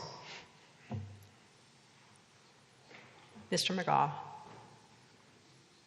We're she's waiting. going to look that up. Do you have any other questions? I guess I'd follow up on on some of the other question, just to maybe help the Capital Expenditures Committee as they look. Has any, as we look at that large list of projects, and there's 3 different pots of money that were sort of suggested. One was roads and new sidewalks. One is engineering or crosswalks, and so those are probably in 2 different buckets. And then recreational funds coming out of the CPA. So the question's still on the table. We're requesting 100 from maybe the general fund for this. The motion reads from the general fund. Oh, good. Thank you. So I guess I'm still a little concerned that we're going to take a vote on requesting $100,000 tonight on this, but we don't actually know if we're accepting all the connectivity that this plan represents and all the funding that comes along with it, or is this going to be a one-off sort of march through the plan as we go? Thank you. And that's the concern. So I'm just going to pause and wait. Ms. Rhodes, are you ready? Yes, Thank you. I am ready. Until studies are finished, timing and cost have to be determined. We don't yet have a basis. So not at this point. Thank you. Did you hear that, Mr. McGaugh?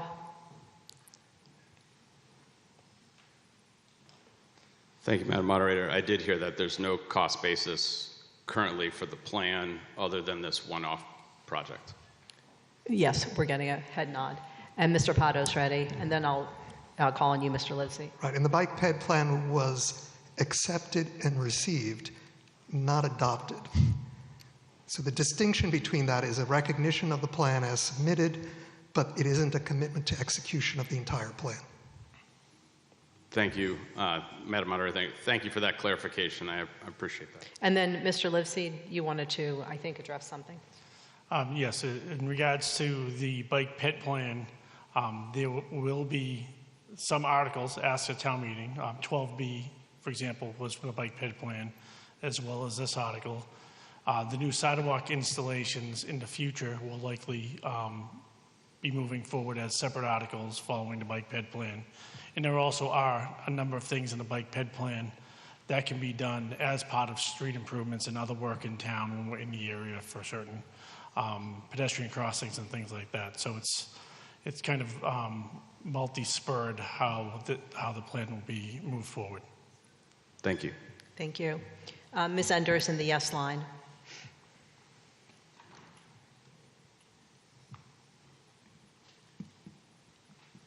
Madam Moderator, Peggy Enders, Precinct 8.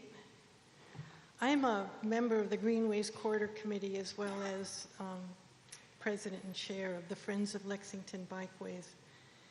And I'm going to speak for the Greenways Corridor Committee tonight. We're a Select Board appointed advisory group best known for its development of the Cross Lexington walking and biking system. We're also committed to making, I'm too tall for this. We're also committed to making walking and bicycling real everyday options for residents and visitors for heading to school, work, or the store, as well as for recreation. So at our March meeting, the committee voted unanimously to recommend to town meeting 12B, which I didn't get to speak to last night, 12C, and also a future article about the Burlington and North Street sidewalks. These articles advance the long-standing commitment to bold, proactive action on walking and biking safety and take meaningful steps toward a town where residents of all ages can get around with less reliance on cars. This vision is reflected most recently in the recommendation of the 2022 Bicycle PED Plan, the one we're talking about tonight. But they build on a series of significant reports and studies that date back to at least 2003. And if anybody remembers that, there was a substantial transportation element of the 2003 comprehensive plan, which has a vision very much like what we're still talking about. Together, these reports share a common goal: increasing the share of everyday trips made by walking and biking, while removing barriers created by inadequate infrastructure, including more crosswalks, sidewalks, shared use paths, and safe routes to school. The width of Worthen Road makes the sort of the pilot for a shared use path absolutely the best choice for our first foray into something we should be doing more of, which is making our sidewalks and our streets narrower and our sidewalks wider so that bicyclists and peds can walk together safely. So there have been enough reports, that's my point. I think I would really like to see Lexington, for all we've talked about all these years about sustainability and less reliance on cars, I'd like us to put some of our dollars toward that. Approval of this article, the town meeting will mark an important step toward a more walkable, bike-friendly Lexington and a more meaningful commitment to safer, more accessible transportation and recreation options for all residents. Thank you. Thank you, Ms. Enders. Oh, did I speak? Oh, I spoke the whole time. You did it, yeah. Mr. Cadenhead, we're glad you're here. You're up.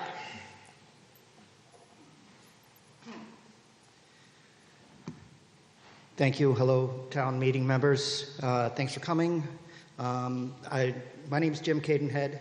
I am a bicycle advocate. I am an educator. I'm a ride leader. I'm a father. And most of all, I'm here on behalf of a lot of kids who sent emails to all of you. So you guys should have seen them in the past couple of days. They were asking for us to give them a way to get to school.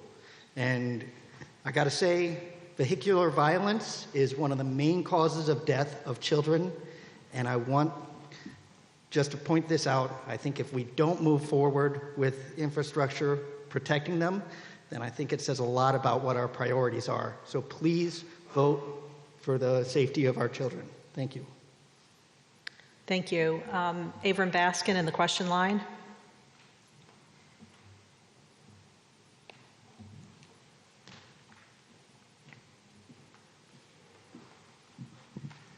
Avram Baskin, Precinct 2. Am I correct that along both sides of Worthen Road there are sidewalks already? Mr. Livesey. Correct, there are sidewalks. So the only question I had as you were talking about multi-use, but I'm assuming you're not going to do away with the sidewalks.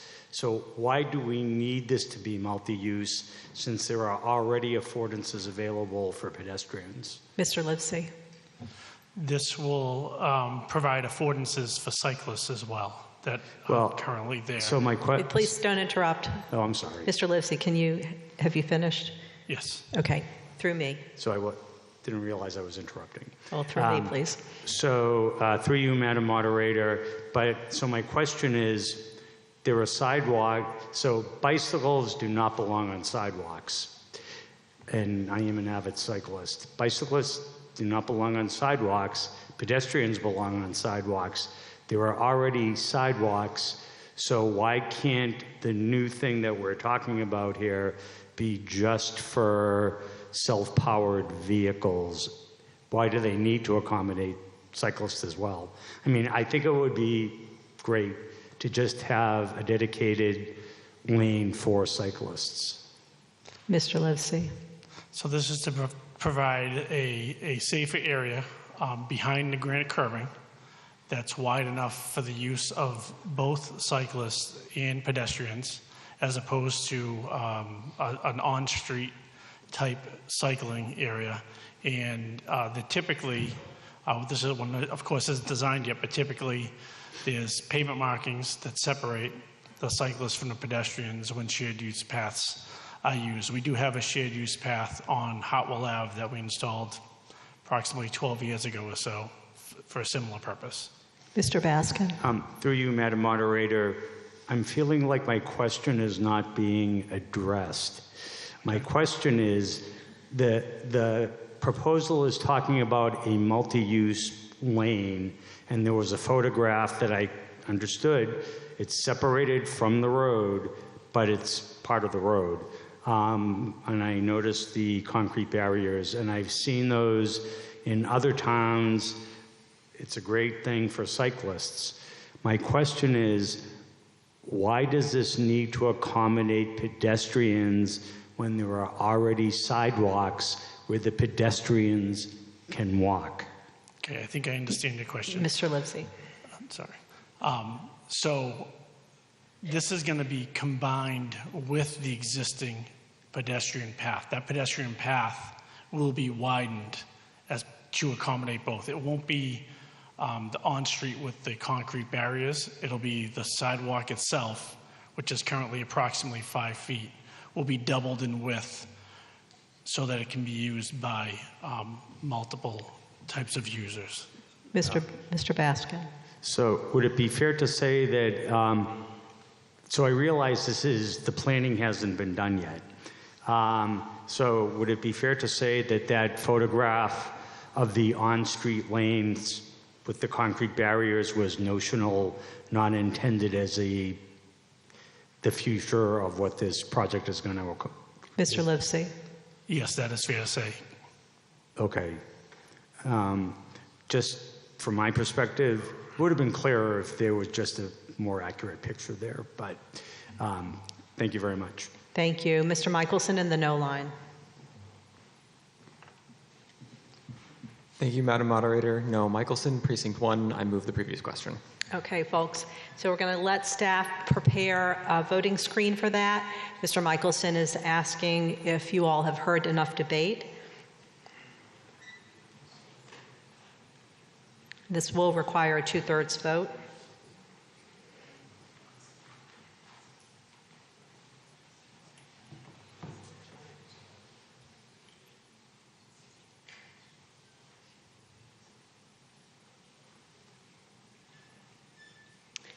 So this is a vote to end debate. All those in favor of ending debate, press yes. All those who want debate to continue, press no. And please press the blue cast your vote button. Make sure you get the proper feedback.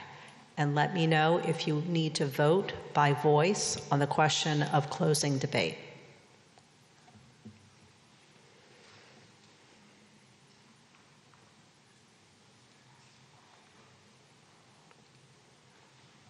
Okay, we'll close that vote.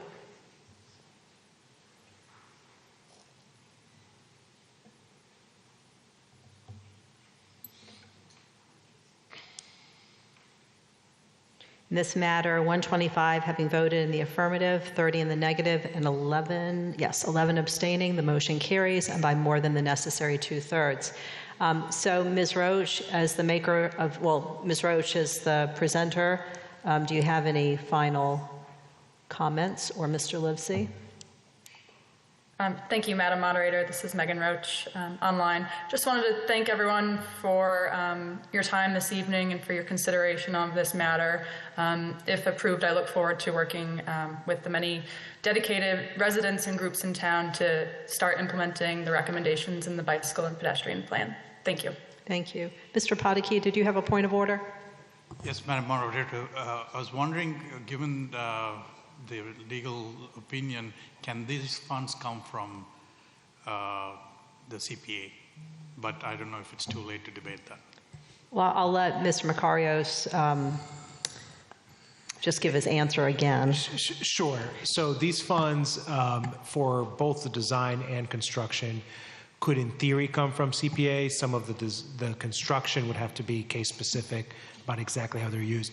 It is too late for this cycle in any event, though, because all CPA funds have to go to the CPC and be recommended by them. Town meeting can't change to a CPA source.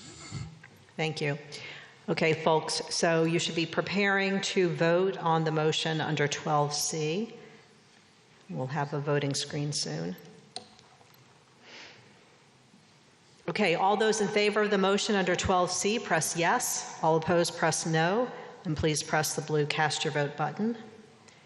And let me know if you need to vote by voice.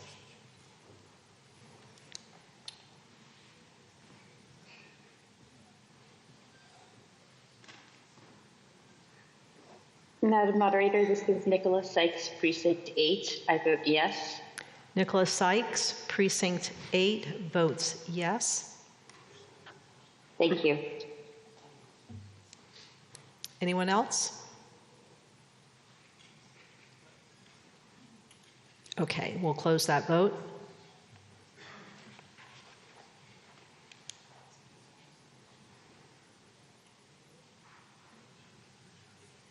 In this matter, 158 having voted in the affirmative, 6 in the negative, and 2 abstaining, the motion carries.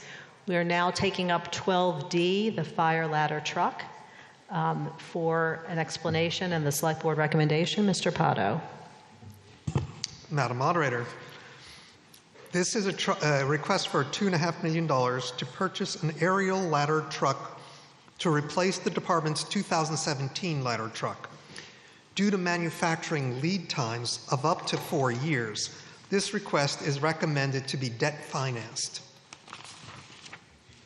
The select board is unanimous in its support of this article, this motion.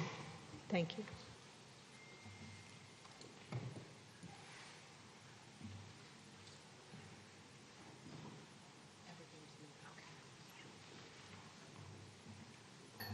For the Capital Expenditures Committee, Ms. Rhodes.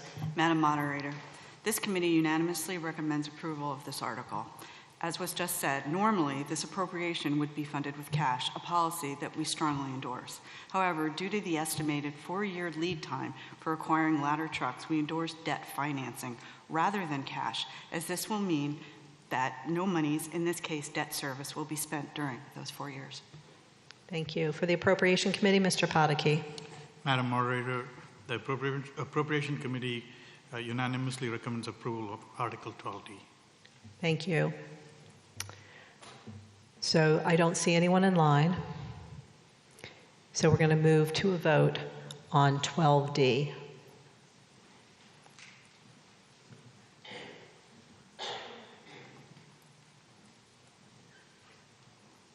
And this will require a 2/3 vote. All those in favor of the motion under 12D, press yes. All those opposed, press no. Please press the blue cast your vote button. Make sure you get the proper feedback. Does anyone need to vote by voice?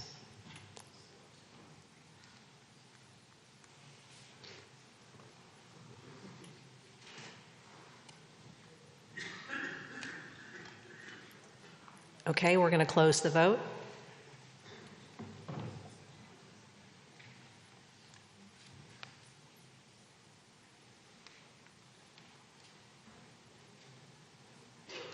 In this matter, 159 having voted in the affirmative, 1 in the negative, and 2 abstaining, the motion carries and by more than the necessary 2/3. We're now taking up 12J, the DPW building floor repairs, and we will now view the video.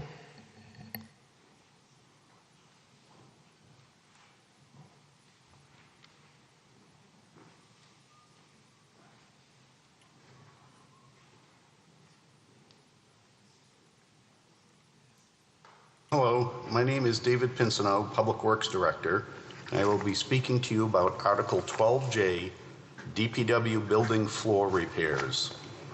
This article addresses elements for building envelope that are not covered in the Public Facilities Department budget. Examples include doors and windows, driveways, parking lots, fuel tanks, floor drainage, garage floor surfaces, and other items used specifically by the Public Works Department. There are a few buildings covered under this article that include the Public Services Building, the Cemetery Administration Maintenance Building, the Compost Site Office Building, and the Monroe Cemetery Storage Buildings. For this year's request, we are looking to repair and resurface the garage floors and drainage structures at the Public Services Building located at 201 Bedford Street. This area is used regularly by DPW vehicles and employees Monday through Friday and during all emergency operations. The area we are looking to repair and resurface is approximately 38,000 square feet of floor space, and there are 6 drainage structures located within this area. The floors and drainage structures are original to the building, which was constructed in 2009. The repairs will improve efficiency of use, employee safety, and ensure vehicles are available and accessible for day-to-day and emergency operations. This is some of the examples of what we are seeing out on the garage floor area. We have floor deterioration. There are some areas that have broken floor pieces. There are cracks beginning to appear in some of the surfaces. Other areas where there is floor deterioration. Continuing that is throughout the area with the deterioration and some more broken floor area. On the drainage structures, there's deterioration around the drain lines that you can see here, and those need to be repaired. So the budget that we are looking for under Article 12J is $220,000 for the repair and resurfacing of the garage floors and drainage structures at the Public Services Building, 201 Bedford Street. Thank you. Thank you. Mr. Pato for the Select Board. Madam Moderator, the Select Board is unanimously in support of this motion. Ms. Rhodes for the Capital Expenditures Committee. Madam Moderator, this committee unanimously recommends approval of this article. Mr. Podeke for the Appropriation Committee. The Appropriation Committee unanimously recommends approval of this article. Thank you. Mr. Scheipel with a question. Tom Scheipel, Precinct 9. Question to Mr. Pinsino through you, Madam Moderator. So that garage floor is about 17 years old, and I'm just wondering if you think the materials have improved so that when it's replaced, it'll last longer than that, or is that the expected lifespan going forward? Thank you. Who's going to answer for Mr. Pinsino? Dave Pavlik, the Manager of Operations for DPW. Thank you. Could you repeat the question, please? He's asking, he said this floor is about 17 years old, and he's wondering if materials have changed where after the repairs we might get longer life. Is that a fair? Thank you. So from what I understand is these... A little closer to the microphone. Sorry. Yeah. So what I understand is these are to repair the current problems. So whether they will last longer isn't clear. It's just to repair current problems. The goal is that they would fix the current cracks and spalling. Do you have a follow-up question? Yes, I do. Do you think this will be an ongoing issue then, where we're going to continue to see these repairs being needed, and if so, how often?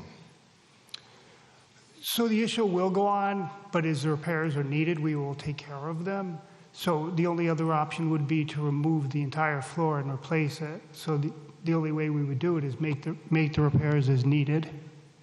Mr. Scheipel. Thank you. Thank you. Ms. Sykes with a question.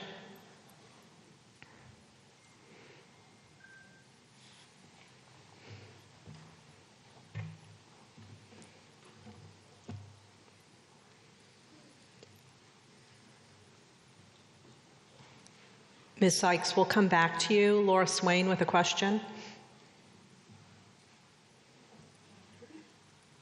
Laura Swain, Precinct 2. Madam Moderator, through you to the DPW.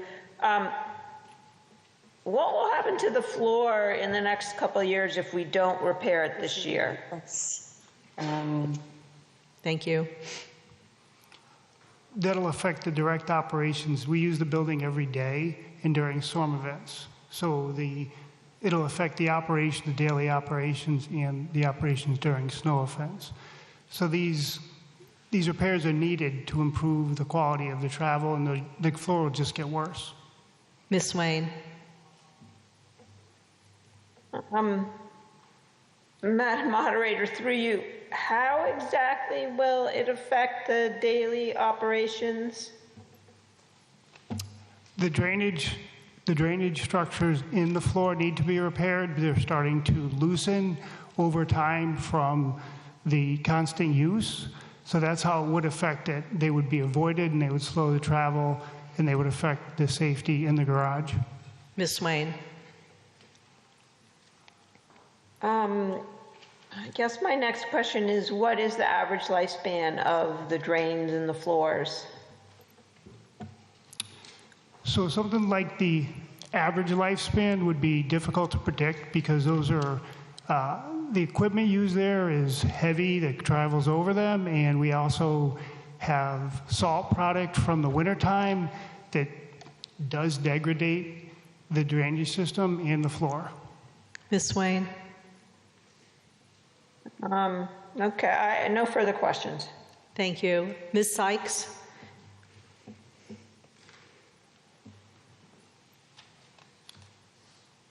Sorry, can you hear me now? Yes. Okay, apologies. Nicholas Sykes, Precinct 8. I guess I would like to, through you, Madam Moderator, to David Pinsino, would this be work that would be done in-house or would it be through contractors? Where did the estimates come from for the pricing? Thank you. So we worked with the facilities department for the estimates, but this would be bid out. Thank you. Ms. Sykes.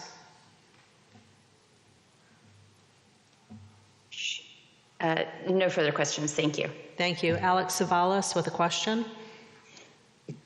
Madam Moderator, Alex Savalas, Precinct 5.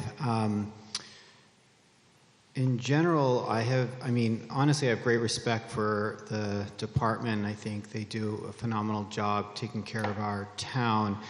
But I guess I'm a little confused. $220,000 to repair these cracks in the state that we're in right now in the town, confronting such large challenges.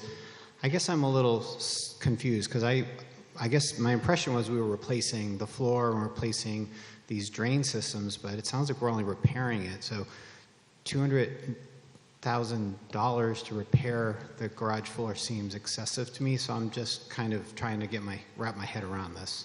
Thank you. So those repairs would be on the entire floor, not just the cracks. So that would improve where the spalling is taking place, the drainage system is starting to come up. They would take care of the entire floor, which is it's a very large floor. Mr. Savalas. Thank you, Madam Moderator. Through you, I guess, to me it sounds like a nice to have. I think that we need to take care of our equipment. We need to take care of our facilities. Like I said, I have great respect for what the DPW does, and I just feel like this seems like maybe one of those things where I'm trying to understand, like maybe sometimes that the longer you let a repair go, then the more costly it can become. So then it's actually, it's beneficial to jump ahead and proactively do those repairs before it gets worse and then it gets more costly. But I guess just from the pictures, I'm not sure that we're at that state. I didn't hear a question there, so I'm just going to let it sit as a Okay. statement. Yep. All right. Okay, thank you. Mr. Creech with a question. Madam Moderator, through you, so I'm in the same place as the other people who have spoken. I didn't see tremendous problems and certainly not $220,000. So could you walk us through the process, how this goes? Are you going to break up sections of concrete, or are you just going to take a saw and cut out the cracks, or just tell us what the process is? Mr. Cronin. Madam Moderator, so the process for this drain system here is we'll actually remove the steel grates that are in the middle. They're going to recast some of the edges because the edges are crumbling and failing.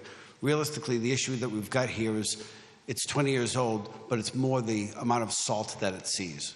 So anybody that walks around town sees salt that's on the sidewalks and it spalls and it takes up that top surface. That's the first year. The second year, it gets a little deeper.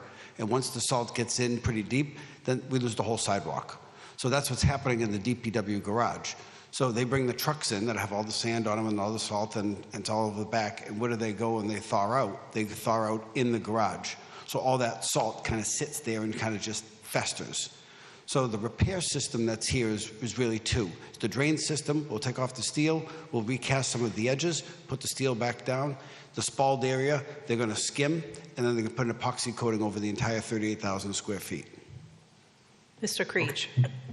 Thank you. And when you say recast the edges, you're talking about concrete recasting? Mr. Cronin. Yes, correct. That's correct. Mr. Creech. Okay, I mean, it's a shocking amount. On the other hand, it is 38,000 square feet, and I did a little check, and that's the equivalent of 195 feet by 195 feet. So, all right, thank you. Thank you. Okay, folks, we're going to move to a vote on this. Mr. Pato, did you or Mr. Cronin or anyone else have any final comments here? No, thank you, Madam Moderator. Okay. All right. Prepare to vote on 12J.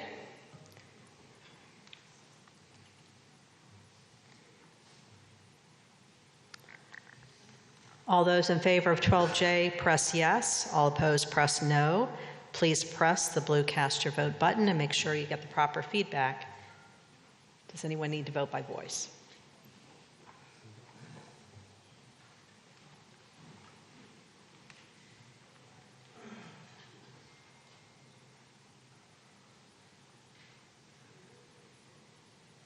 We'll close the vote.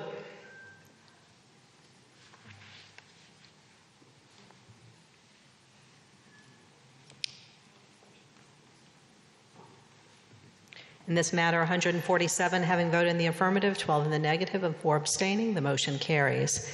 We'll now take up 12K Burlington and North Street sidewalk, and we have a video to view.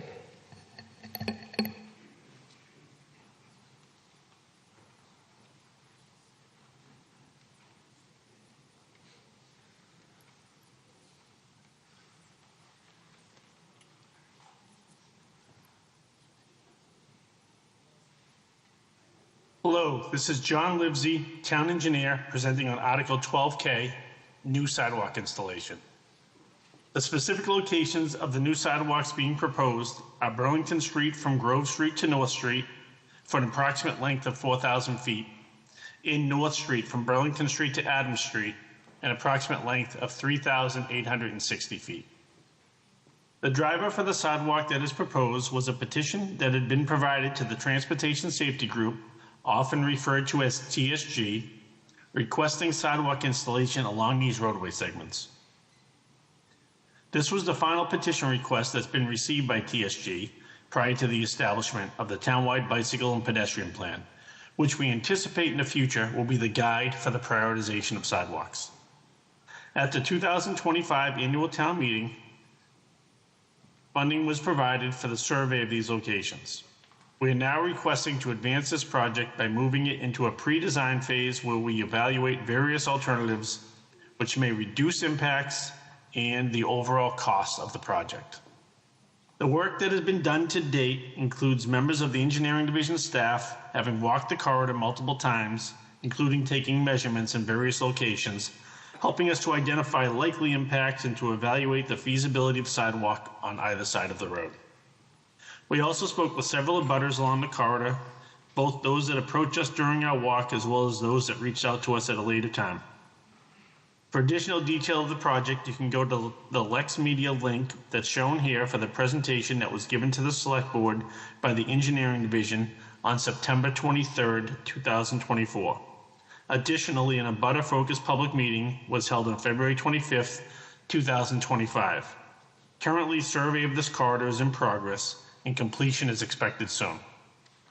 Numerous impacts were identified during the walk. These impacts are based on a traditional sidewalk installation along the entirety of the corridor. These include, but are not limited to, tree removal, which is estimated at approximately 100 trees. Some of those trees are town shade trees and others are on private property. We also identified right-of-way limitations that will be requiring easements or land acquisitions, although we won't have the specifics of the size and magnitude of those until we have survey at a minimum and get into the design. There will be need for retaining wall relocations as well as retaining wall installations, and drainage installation will likely be necessary as well. Site distance impacts need to be addressed, particularly at areas where we may be proposing crossings.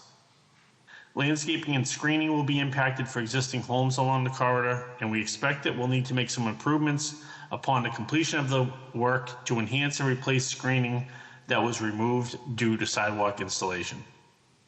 There were also some environmental impacts. There were areas along the corridor where there are wetlands and floodplain, and we will do our best to minimize those impacts. We do anticipate impacts to the Willards Woods frontage. There is currently a large landscape wall that runs along Willards Woods property just off the roadway edge. Does not currently leave enough space for a sidewalk, so we will likely need to relocate that wall further back into the Willards Woods parcel to provide space for that sidewalk. The timeline and next steps are as follows. If funding is received at this town meeting, pre-design will begin in the summer of 2026. This will focus on an alternatives analysis to look at potential for limiting impacts. We anticipate numerous meetings with the abutters, the public, and select board as we navigate the options to determine the preferred fit for the community. Through this process, we will discuss property impacts and easement and land acquisition requirements with the select board and property owners. We anticipate that we will be coming to a subsequent town meeting asking for funding for design of the preferred concept and for easements or land acquisitions if there is in fact a need for easements or land to be purchased, and an additional request for construction funding. That will be followed by construction, and those dates are yet to be determined. It depends on how the process moves forward. The alternatives that are evaluated will include, at a minimum, options such as partial sidewalk at strategic locations, one-way road minimizing sidewalk installation impacts due to road narrowing, and or enhanced striping. Additionally, we will be evaluating the safety and accessibility of the alternatives, ensuring all codes and regulations are complied with. We will also evaluate the benefits and develop an order of magnitude of the cost of each alternative. The request for town meeting under Article 12K is for $60,000 to be used to evaluate the full sidewalk and alternatives along Burlington Street and North Street for the purposes of a future sidewalk design and construction. Thank you. Thank you. For the Select Board, Mr. Pato. Madam Moderator, the Select Board is in unanimous support of this motion. For the Capital Expenditures Committee, Ms. Rhodes. Madam Moderator, this committee unanimously recommends the approval of this article. The committee is gratified to endorse the reduced request amount that will cover only a study of options rather than design and engineering costs for a specific option. This will allow the town to consider those options before appropriating actual construction funds. Thank you. For the Appropriation Committee, Mr. Pataki. Madam Moderator, the Appropriation Committee is unanimously recommending approval of this Article 12K. Thank you. Mr. Anderson with a question.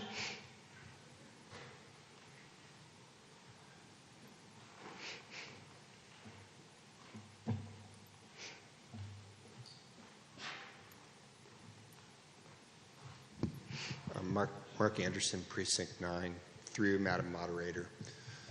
Do we have a ballpark on the estimated cost of the project when all is said and done? Mr. Livesey.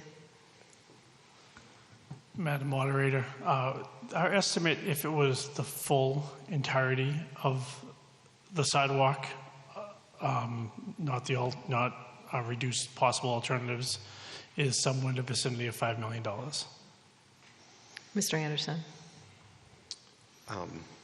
Through you, Madam Moderator, I guess I'm quite surprised at how low that number is, given the removals, the possible land taking, the number of trees. I would have thought it would be at least double that. And obviously none of us in town meeting want to be surprised later.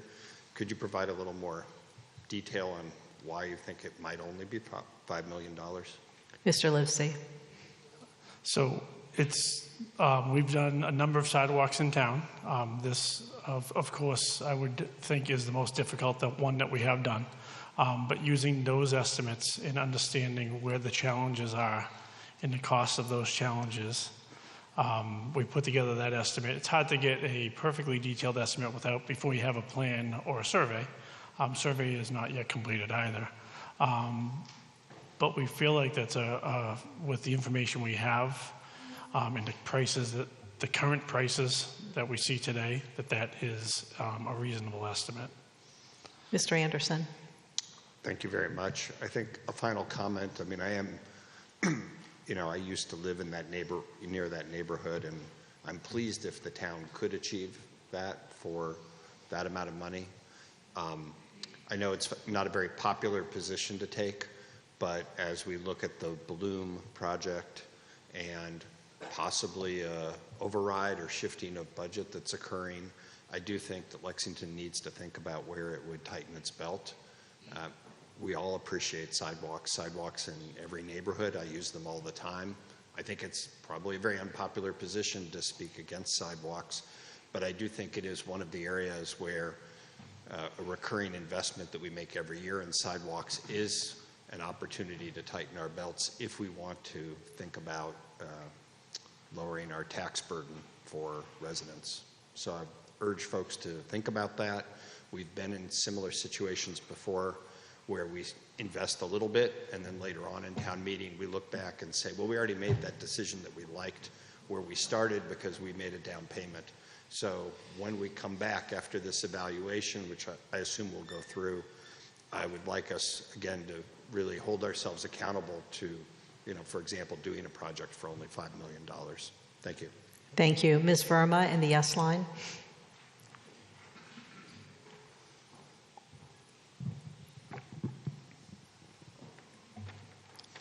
Thank you, Madam Moderator. Vinita Verma, Precinct 6, an Appropriation Committee member, but I'm speaking here for myself. Thank you for all your support in funding for the Burlington and North Street survey at last year's annual town meeting. I'd also like to express my sincere appreciation to the town's engineering staff for their hard work conducting field surveys in the neighborhood to assess the impacts and evaluate the feasibility of sidewalks. We are here again to take the next step, advancing the pre-design analysis to determine the best path forward. The need for sidewalks in this area is critical. These roads are not only difficult to drive, they are narrow, windy, and include blind turns, making them unsafe for all. Children in the neighborhood cannot access the nearby Kenneens Park, elementary, or middle schools. Seniors and other residents are unable to walk safely along these streets, and the lack of access to Lexpress further limits mobility and connectivity. In addition, these roads serve as a cut-through to Adams Street with a steady flow of traffic throughout the day. Sidewalks are just not the amenity, they are essential infrastructure. They provide safety, accessibility, and connectivity, allowing residents of all ages to move through their neighborhood with safety and confidence. This project would create safer routes to the town center and nearby destinations while significantly improving quality of life for those who live here. Please vote yes on Article 12K and would be grateful for your continued support. Thank you. Thank you. Susie Berry in the public line.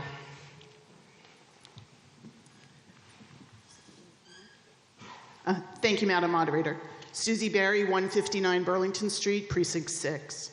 I'm here this evening to speak in favor of Article 12K.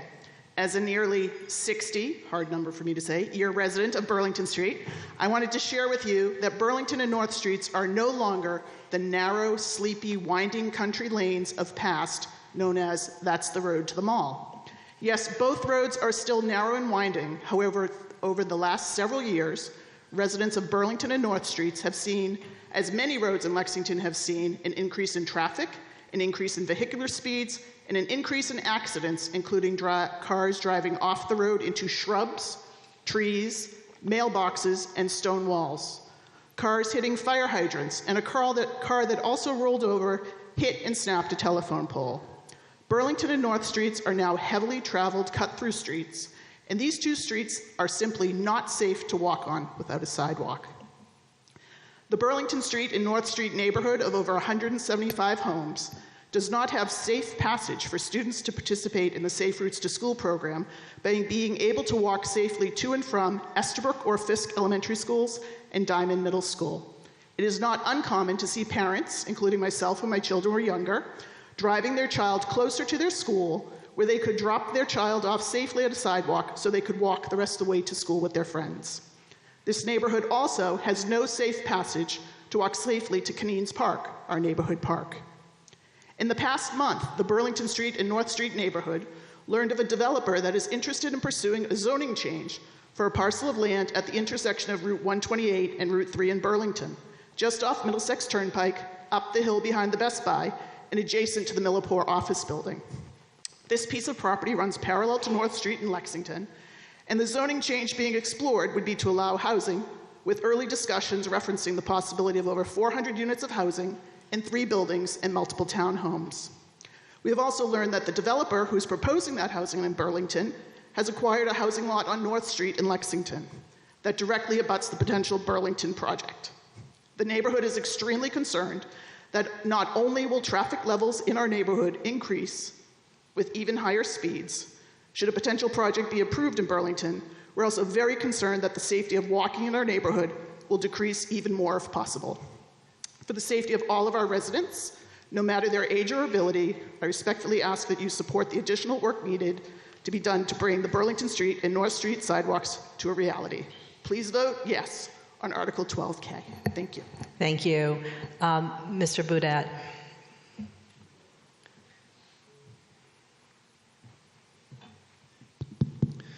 Thank you, Madam Moderator. Michael Baudet, Precinct 4. I wanted to explore with some questions possible CPA funding for portions of this. So, Mr. Livesey, first of all, through you, Madam Moderator, there's a portion of this sidewalk that would essentially connect the paths of Willard Woods with an existing recreational bikeway that goes up along Adams Street to the Adams Street and North Street intersection. And could connection of those two routes be regarded as a recreational use and a possible application for CPA funds, to the best of your knowledge? Do you mind if I direct that to Town Council? Of course. Mr. Macarios. Madam Moderator, through you, as described by Mr. Baudet, that could potentially be eligible for CPA funding. Again, the devil's in the details and how much of it. And Mr. Baudet. Thank you. What I should ask Mr. Lindsay, and what I meant to ask is, in your alternatives analysis, would looking at that be part of that analysis? Mr. Livesey. Yes. We would look at a number of different options, including where the trail connections are and how we could potentially utilize some of those routes. Okay. And then the other thing we discussed in the dialogue with the Capital Expenditure Committee, and thank you for all your work, Mr. Livesey, with us, was the possibility of making Burlington Street one way, which is, has many pros and cons, possibly controversial, but can you just share, have you looked at that at all, and what are the pros and cons that have been identified so far? Mr. Livesey.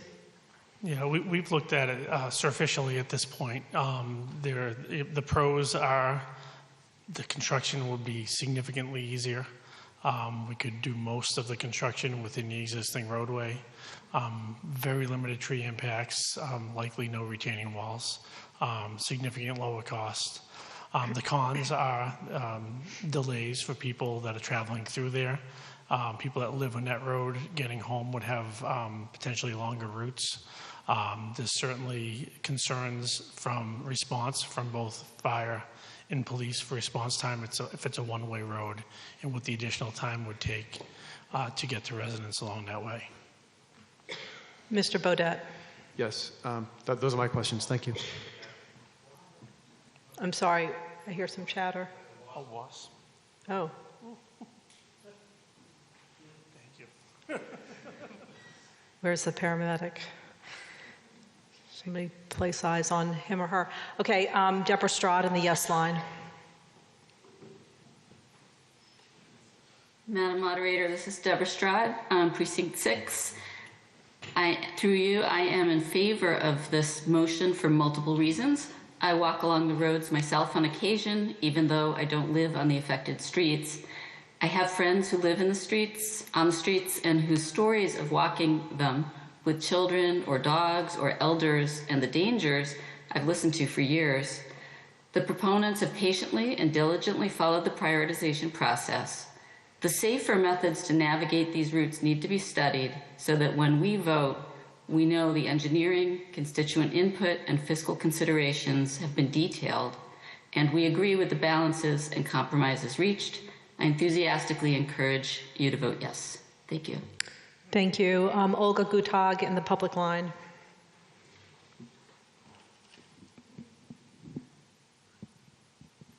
Olga Gutag, Emerson Road, Precinct 6. Madam Moderator, thank you for allowing me to address the town meeting again.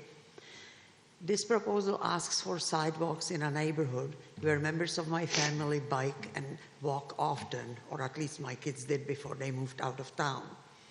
So I am fully aware of why having sidewalks in those streets would make walking much, much safer for all. However, this will be an sufficiently expensive project, though again I am dubious about $5 million. That is, at the moment in our current fiscal situation, a nice to have, not an essential. How many teachers will we have to lay off next year when we can't pay them because we've accommodated money from a budget for a project that will benefit a much smaller population? In addition, when you look at the topography and the road edges, in particular description of the accidents where you had cars run off the edge of the road, well, the sidewalk is going to be at the edge of the road, so what you have is those cars speeding down that road are going to hit the pedestrians on the sidewalk. So again, I'm not convinced that this is a project that is a good project to fund at this particular time. Not only will you have to get rid of over 100 trees, you will have to destroy historic stone walls. You will also affect wildlife patterns near Village Woods and near the conservation land. It may be perhaps justified to do a sidewalk reasonably soon on the North Street because that is going to be a connector from the new low-income housing at the corner of Lowell and North Street. I would urge you to vote either no this year or preferably indefinitely postpone this article until you find the town in better financial situation. I'm just really worried about the town budget next year and about us being able to deliver even more essential services. And I agree with everybody who is a strong proponent of sidewalks. There is no questions we need sidewalks. The question is, when can we afford them? Thank you. Thank you. Sarah Bothwell Allen in the yes line.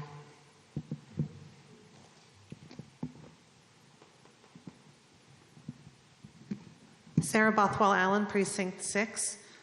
First, I just wanted to thank Mr. Livesey and the engineering department staff and the select board and financial committees for shepherding this project and everything they've done in preparation. I stood here last year seeking town meeting support to fund the survey stage of the project. And on behalf of myself and my neighbors, I want to thank everyone here for voting 168 to 2 in support of that funding. I believe you voted for that article because safety on the street is a serious issue, and we've been working towards a solution with the town process since Vanita Verma filed the petition in 2018. This stretch of Burlington and North Streets is long, narrow, and windy. There are areas of steep slopes, thick vegetation, and other obstacles that prevent walking outside of the roadway.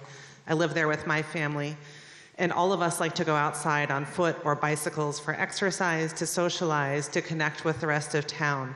But the aspects I described make this dangerous. Most of our neighbors do not walk the street as a result. According to Lexington Public Schools data, nearly 100 K-12 students live either on this stretch of road or on the side streets that have no other outlet. That's the number of school-age children who are cut off from walking to a neighborhood playground at Canine Park, to schools, or to friends' houses. Equally important are our elderly neighbors who walk for exercise or who have stopped out of fear. There are near misses between cars at the blind curve near my house on a near daily basis. The current situation is a devastating accident waiting to happen, but we can change that situation. The proposed sidewalk, if built along the entire extent, would be expensive, complex, and involve losing more trees than anyone would prefer. The select board directed the engineering department to be creative in finding solutions, and as you have heard from the engineering department, the alternatives analysis that will be funded through Article 12K would allow them to do exactly that. What is the best solution for enhancing safety while minimizing construction expense and tree loss? None of us knows at this time, but please vote yes on Article 12K to allow us to find an answer. Thank you. Thank you. Alex Savalas with a question. Thank you, Madam Moderator. Alex Savalas, Precinct 5. I also want to echo the thanks and gratitude to all the people that work really hard. Sidewalks are so essential for our community, for safety, and also just letting people not get in their cars. My question is about the trees. 100 trees being lost. Are there any provisions from the town to replace those trees somehow or elsewhere? Mr. Livesey. So at this stage, we're very early in the process. We would hope to find locations to replant at least some of those trees. Many of those trees are on private property. So if we were to remove those trees, it would be something we would discuss with the homeowners on those properties. We would certainly look to reestablish them if the property owner did in fact want trees to be established. But if they didn't, we can't force that. As far as the trees that are in the sidewalk, in the potential sidewalk areas, there would be limited locations to replant where the sidewalk is. Potentially there'd be opportunities in areas, possibly the opposite side of the road, where there wouldn't be sidewalks, that we could potentially find some locations. I don't think it would be realistic to replant all of what's being removed because of the land that we would need, but we would certainly look to reestablish some of that. Mr. Savalas. Thank you, Madam Moderator.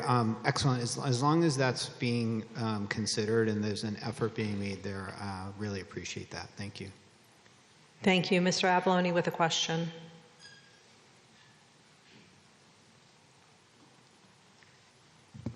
Bob Avalone, Precinct 8. I called the question. Okay. Folks, we're going to prepare to vote on whether you've heard enough debate on 12K.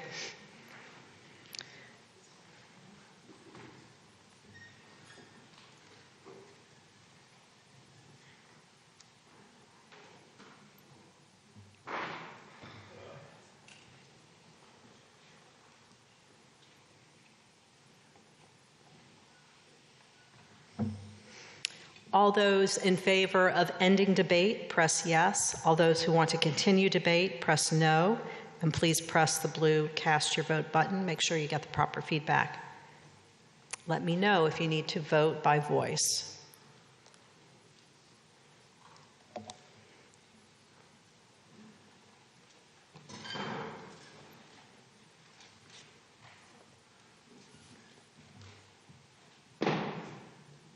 Madam Moderator, Sandra Hackman, Precinct 7. I vote yes.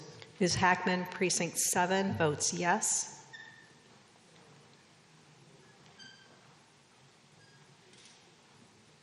Yes.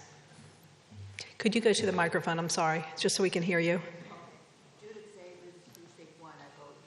Ms. Zabin votes yes. She's in Precinct 1.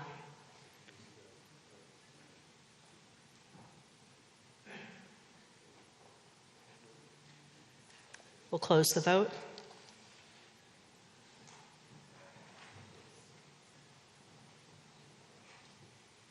In this matter, 137 having voted in the affirmative, 17 in the negative, 13 abstaining. The motion is successful and by more than the necessary 2/3. Mr. Pato or Mr. Livesey, any final comments before we move to a final vote on this? Okay. So prepare to vote on 12K.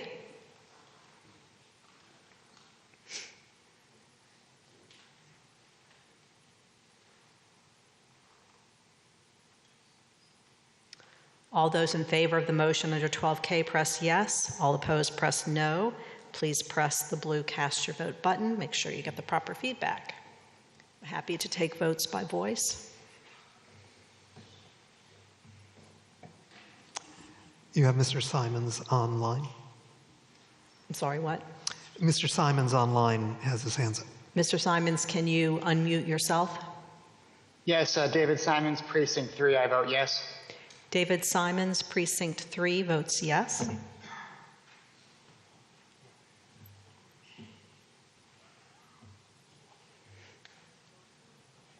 Okay, we will close the vote.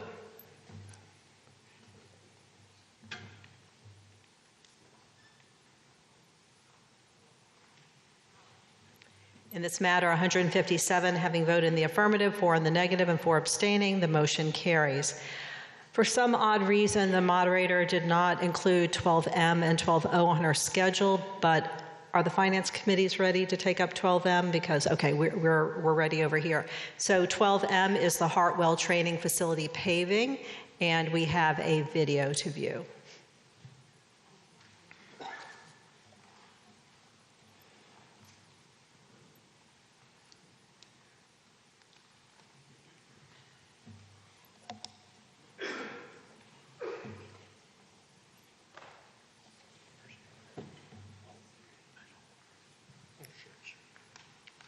Tonight, I will be presenting on Article 12M, the Hartwell Ave Training Facility Paving Project.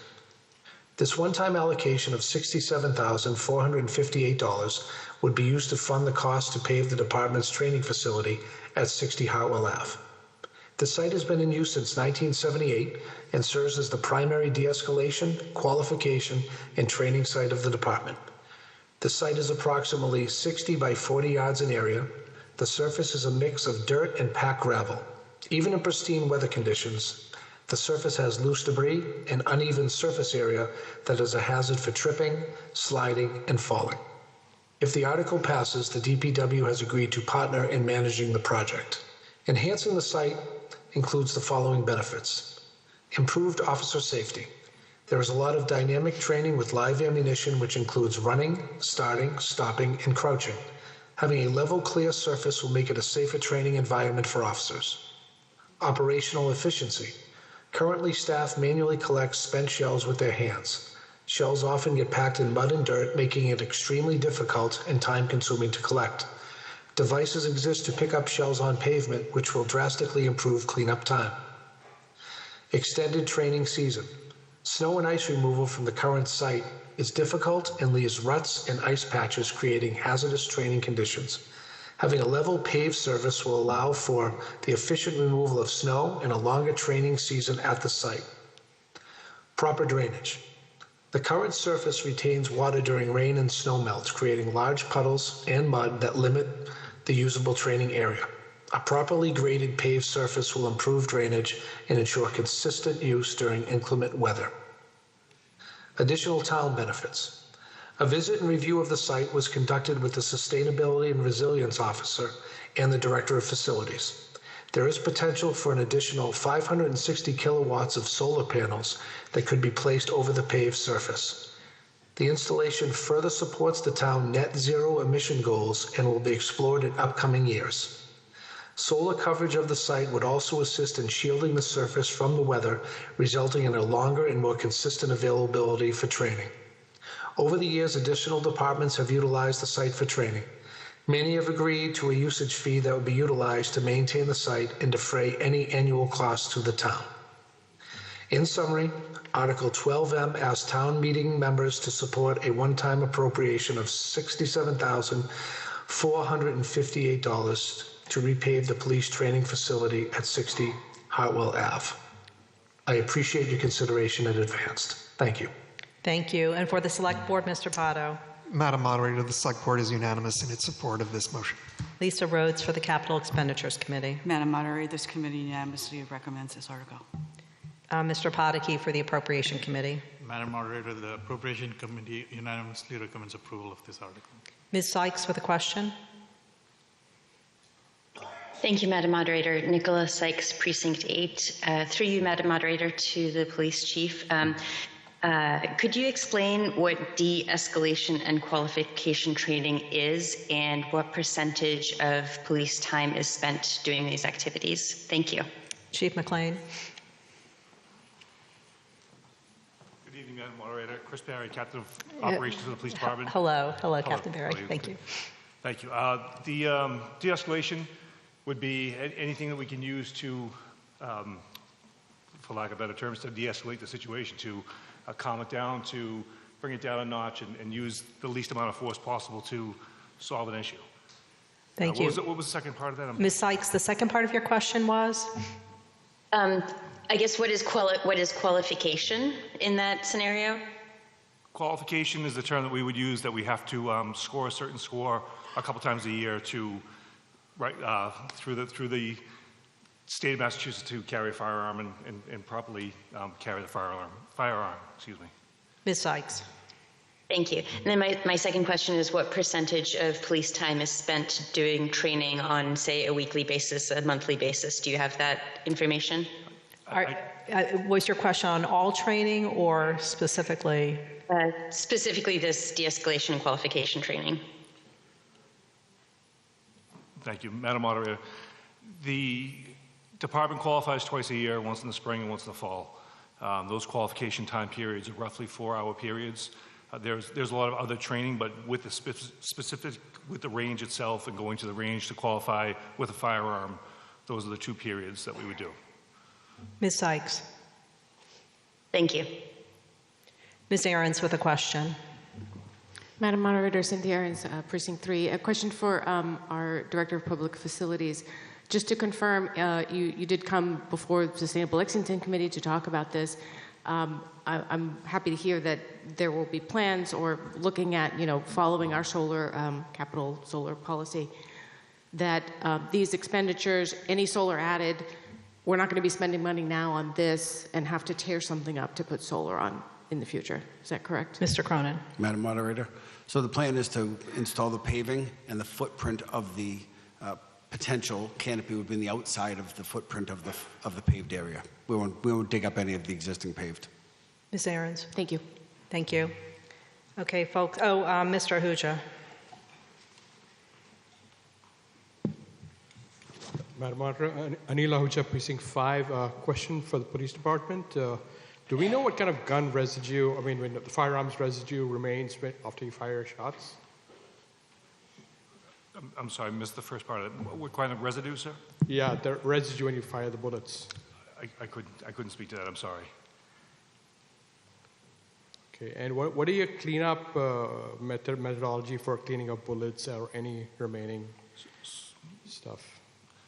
So there is a sand embankment behind the shooting targets that collect the projectiles themselves, and any shells that are expended or through the firearms itself are as the chief explained on his video, are picked up by hand and recycled into, turned in for, to a recycling company, basically. Mr. Ahuja. So do you think some magnets might be helpful in taking care of these things? Madam Moderator, yeah, correct. Depending on what the shell casing is made out of, if it's brass, the magnets won't pick it up. Mr. Ahuja. Thank you, Madam Moderator. Thank you. Ms. Jensen with a question.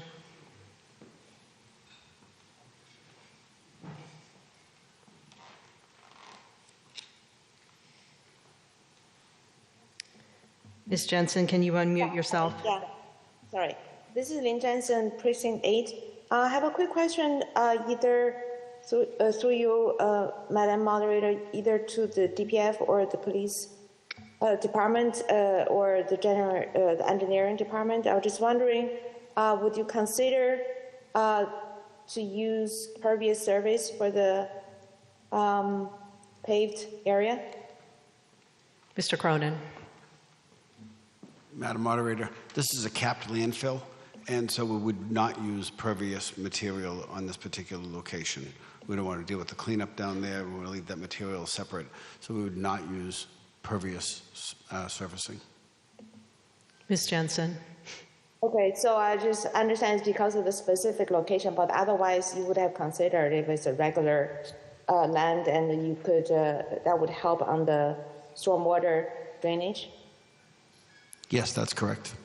Thank you. Thank you. Sorry, I was distracted by the theme from The Office. We're going to move to a vote on the motion offered under 12M. I'm not the only one who heard that, right? Yikes. All those in favor of the motion under 12M, press yes. All opposed, press no. Please press the blue cast your vote button. Make sure you get the proper feedback. Let me know if you need to vote by voice.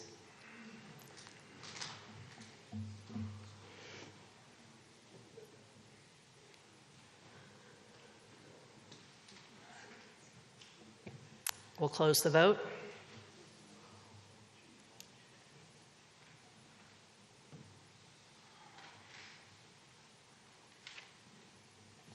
In this matter, 157 having voted in the affirmative, 1 in the negative, and 6 abstaining, the motion carries.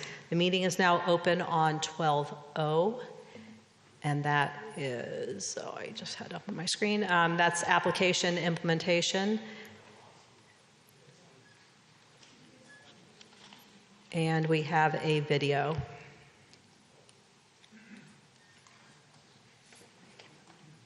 Good evening. I am Tim Gonsalves, Director of Innovation and Technology, and I'm here to present Article 12O, the implementation of a new cashiering and payments module for the Town of Lexington. This investment is about modernizing how we serve both our residents and our staff. Today, the town relies on multiple online payment platforms, Invoice Cloud and Unipay, to process real estate, water and sewer, and motor vehicle excise tax payments. While functional, these systems operate separately from our core financial system, requiring manual intervention and reconciliation. The proposed cashiering module will replace these systems with a single, fully integrated solution that connects directly to the town's general ledger.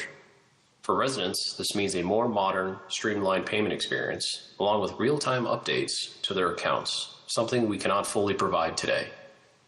For staff, the benefits are just as significant. This system eliminates redundant data entry, reduces manual processing, and simplifies reconciliation between systems. It will improve efficiency, reduce the risk of errors, and allow our team to focus on higher value work instead of administrative tasks. Additionally, this module introduces new capabilities at the treasurer's counter, including credit card processing, barcoded billing, check scanning, and the support for online donations and miscellaneous payments. Beyond the treasurer's operations, this implementation may also serve as a suitable replacement for various third-party point-of-sale systems currently used in other areas of town, including the Visitor Center and the Lexington Compost Facility. From a long-term perspective, This investment positions the town for future growth. As we evaluate new revenue streams and consider a transition to quarterly utility billing, this system provides the infrastructure needed to support that expansion, potentially without requiring additional treasury staffing. In short, this is not just a software upgrade. It's a strategic investment in efficiency, service delivery, and the town's financial operations. Thank you, and I appreciate your consideration in advance. Thank you. For the Select Board, Mr. Pato. Madam Moderator, the Select Board is unanimous in its support of this motion. Capital Expenditures Committee, Ms. Rhodes. This committee unanimously recommends this article. Mr. Podeke for the Appropriation Committee. The Appropriation Committee unanimously recommends approval of this article. Ms. Stroud, what's your point of order? I tried to get in the line and I missed it. My vote, I think my vote didn't register for the last vote. I raised my hand, but I didn't get in the... So again, folks, don't raise your hand in Zoom. You should unmute yourself and let us know that you need to vote. Yeah, I'm sorry. Yeah, It's okay. We're not monitoring the raising hands. Ms. McKenna with a question.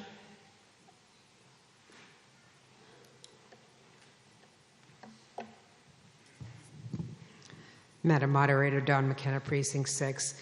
So first of all, thank you for doing this. It really needs to be done. I just wanted to question a little bit more about the donation online portal. Our graduating class is at 50th reunion this year, and we are trying to get donations put forward, and people are having a terrible time both using the portal, and then also we don't have all of the funds listed that they can donate to. So is that the type of thing you can correct with this new module? Hi. Madam Moderator, Carolyn Kosnoff, Assistant Town Manager for Finance. So yes, this is one of the things that we're looking to correct.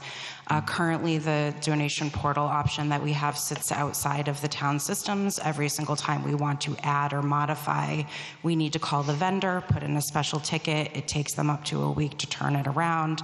And then we would have to do the same thing when the issue closes and we want to take it back down. They also sort of balked when we asked them to add all of the many, many purposes that we have for donations in this town. And so we've kept it to a very restricted few. This should give us a lot more options and allow those to flow directly into the accounts that, we would open the portal for. Ms. McKenna. So I just want to add an extra note of thanks, because I think when you and I first had this conversation many years ago, the town was reluctant to go down this path, and I'm so glad that you're able to do it, and I thank Tim and his team for being able to help you make it happen. Thank you very much. Thank you. Thank you. Ms. Swain with a question. Laura Swain, Precinct 2. Madam Moderator, through you, I have two questions. Will this application be used to substitute, say, for paying fees related to the recreation activities, the recreation center? Ms. Kosnoff. Madam Moderator, so right now the town has several different point of sale systems throughout all of the town's departments. We are hoping that this new platform will be able to consolidate a few of them. I think it's probably unlikely, at least in the near future, that the recreation department will be one of those because they have sort of a specialized software and collect things by different programs. That is not something that we have the level of detail in our accounting system for. Ms. Swain. Okay, thank you. And Madam Moderator, through you, also, will this be set up in time for the bulky items fees that go into place July 1? Ms. Kosnoff. So no, so this is an appropriation for fiscal 27. So we would start looking into solutions and a procurement process beginning on July 1.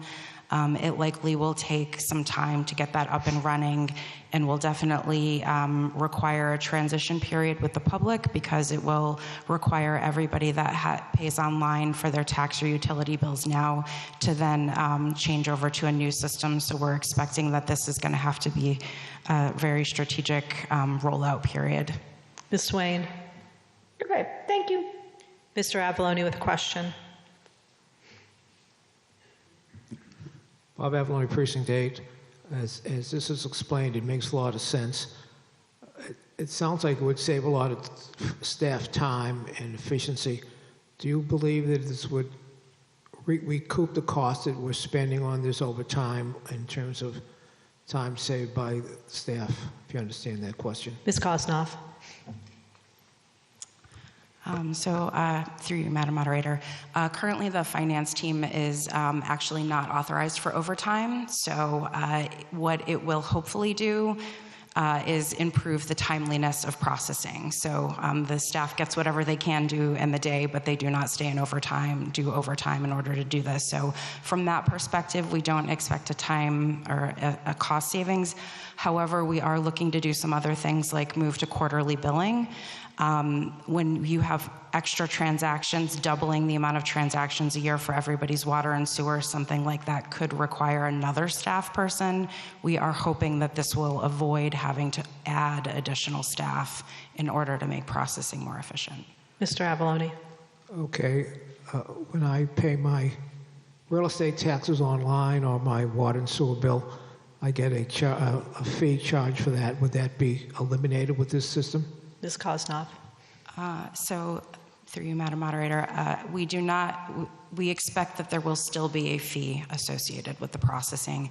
That is not a fee that the town charges. It is a fee that the credit card companies charge in order for the processing. We don't budget for those processing fees. We pass them through to the users. Mr. Avalone. Okay, those were my questions. Thank you. Thank you. Ms. Sykes with a question. Thank you. Nicholas Sykes, Precinct 8. Through you, Madam Moderator, to Ms. Kosnoff. This is called a module. Does that mean that it's part of a software program suite that you already have, or is this a new software?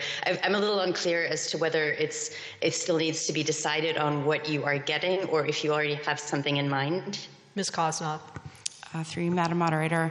So we have looked in detail at the Munis module, which is currently our chart of accounts and our accounting software.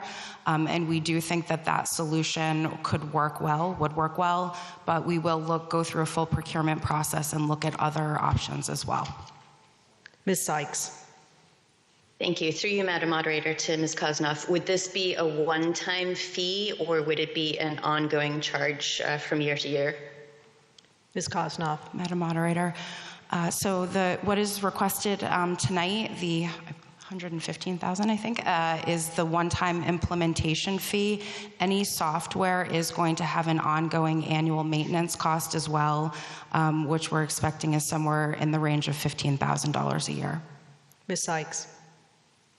Thank you very much. Thank you. Okay, folks, prepare to vote on 12-0.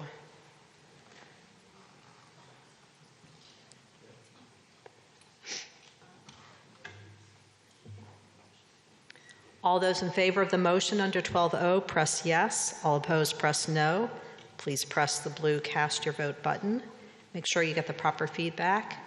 If you want to vote by voice and you are remote, please unmute yourself and get our attention verbally. And those in the hall should get you a microphone and tell us how you want to vote.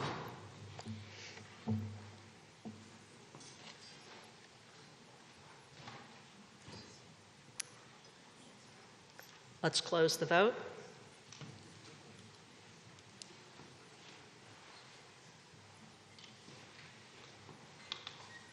In this matter, 149 having voted in the affirmative, 1 in the negative, and 2 abstaining, the motion carries. Mr. Pato, I would like a motion to adjourn until Monday, April 13th at 7:30 p.m., at which time we will meet both in person in this hall and remotely. Mr. Pato. Madam Moderator, I so move. Any objections? Okay, we are adjourned. Thank you.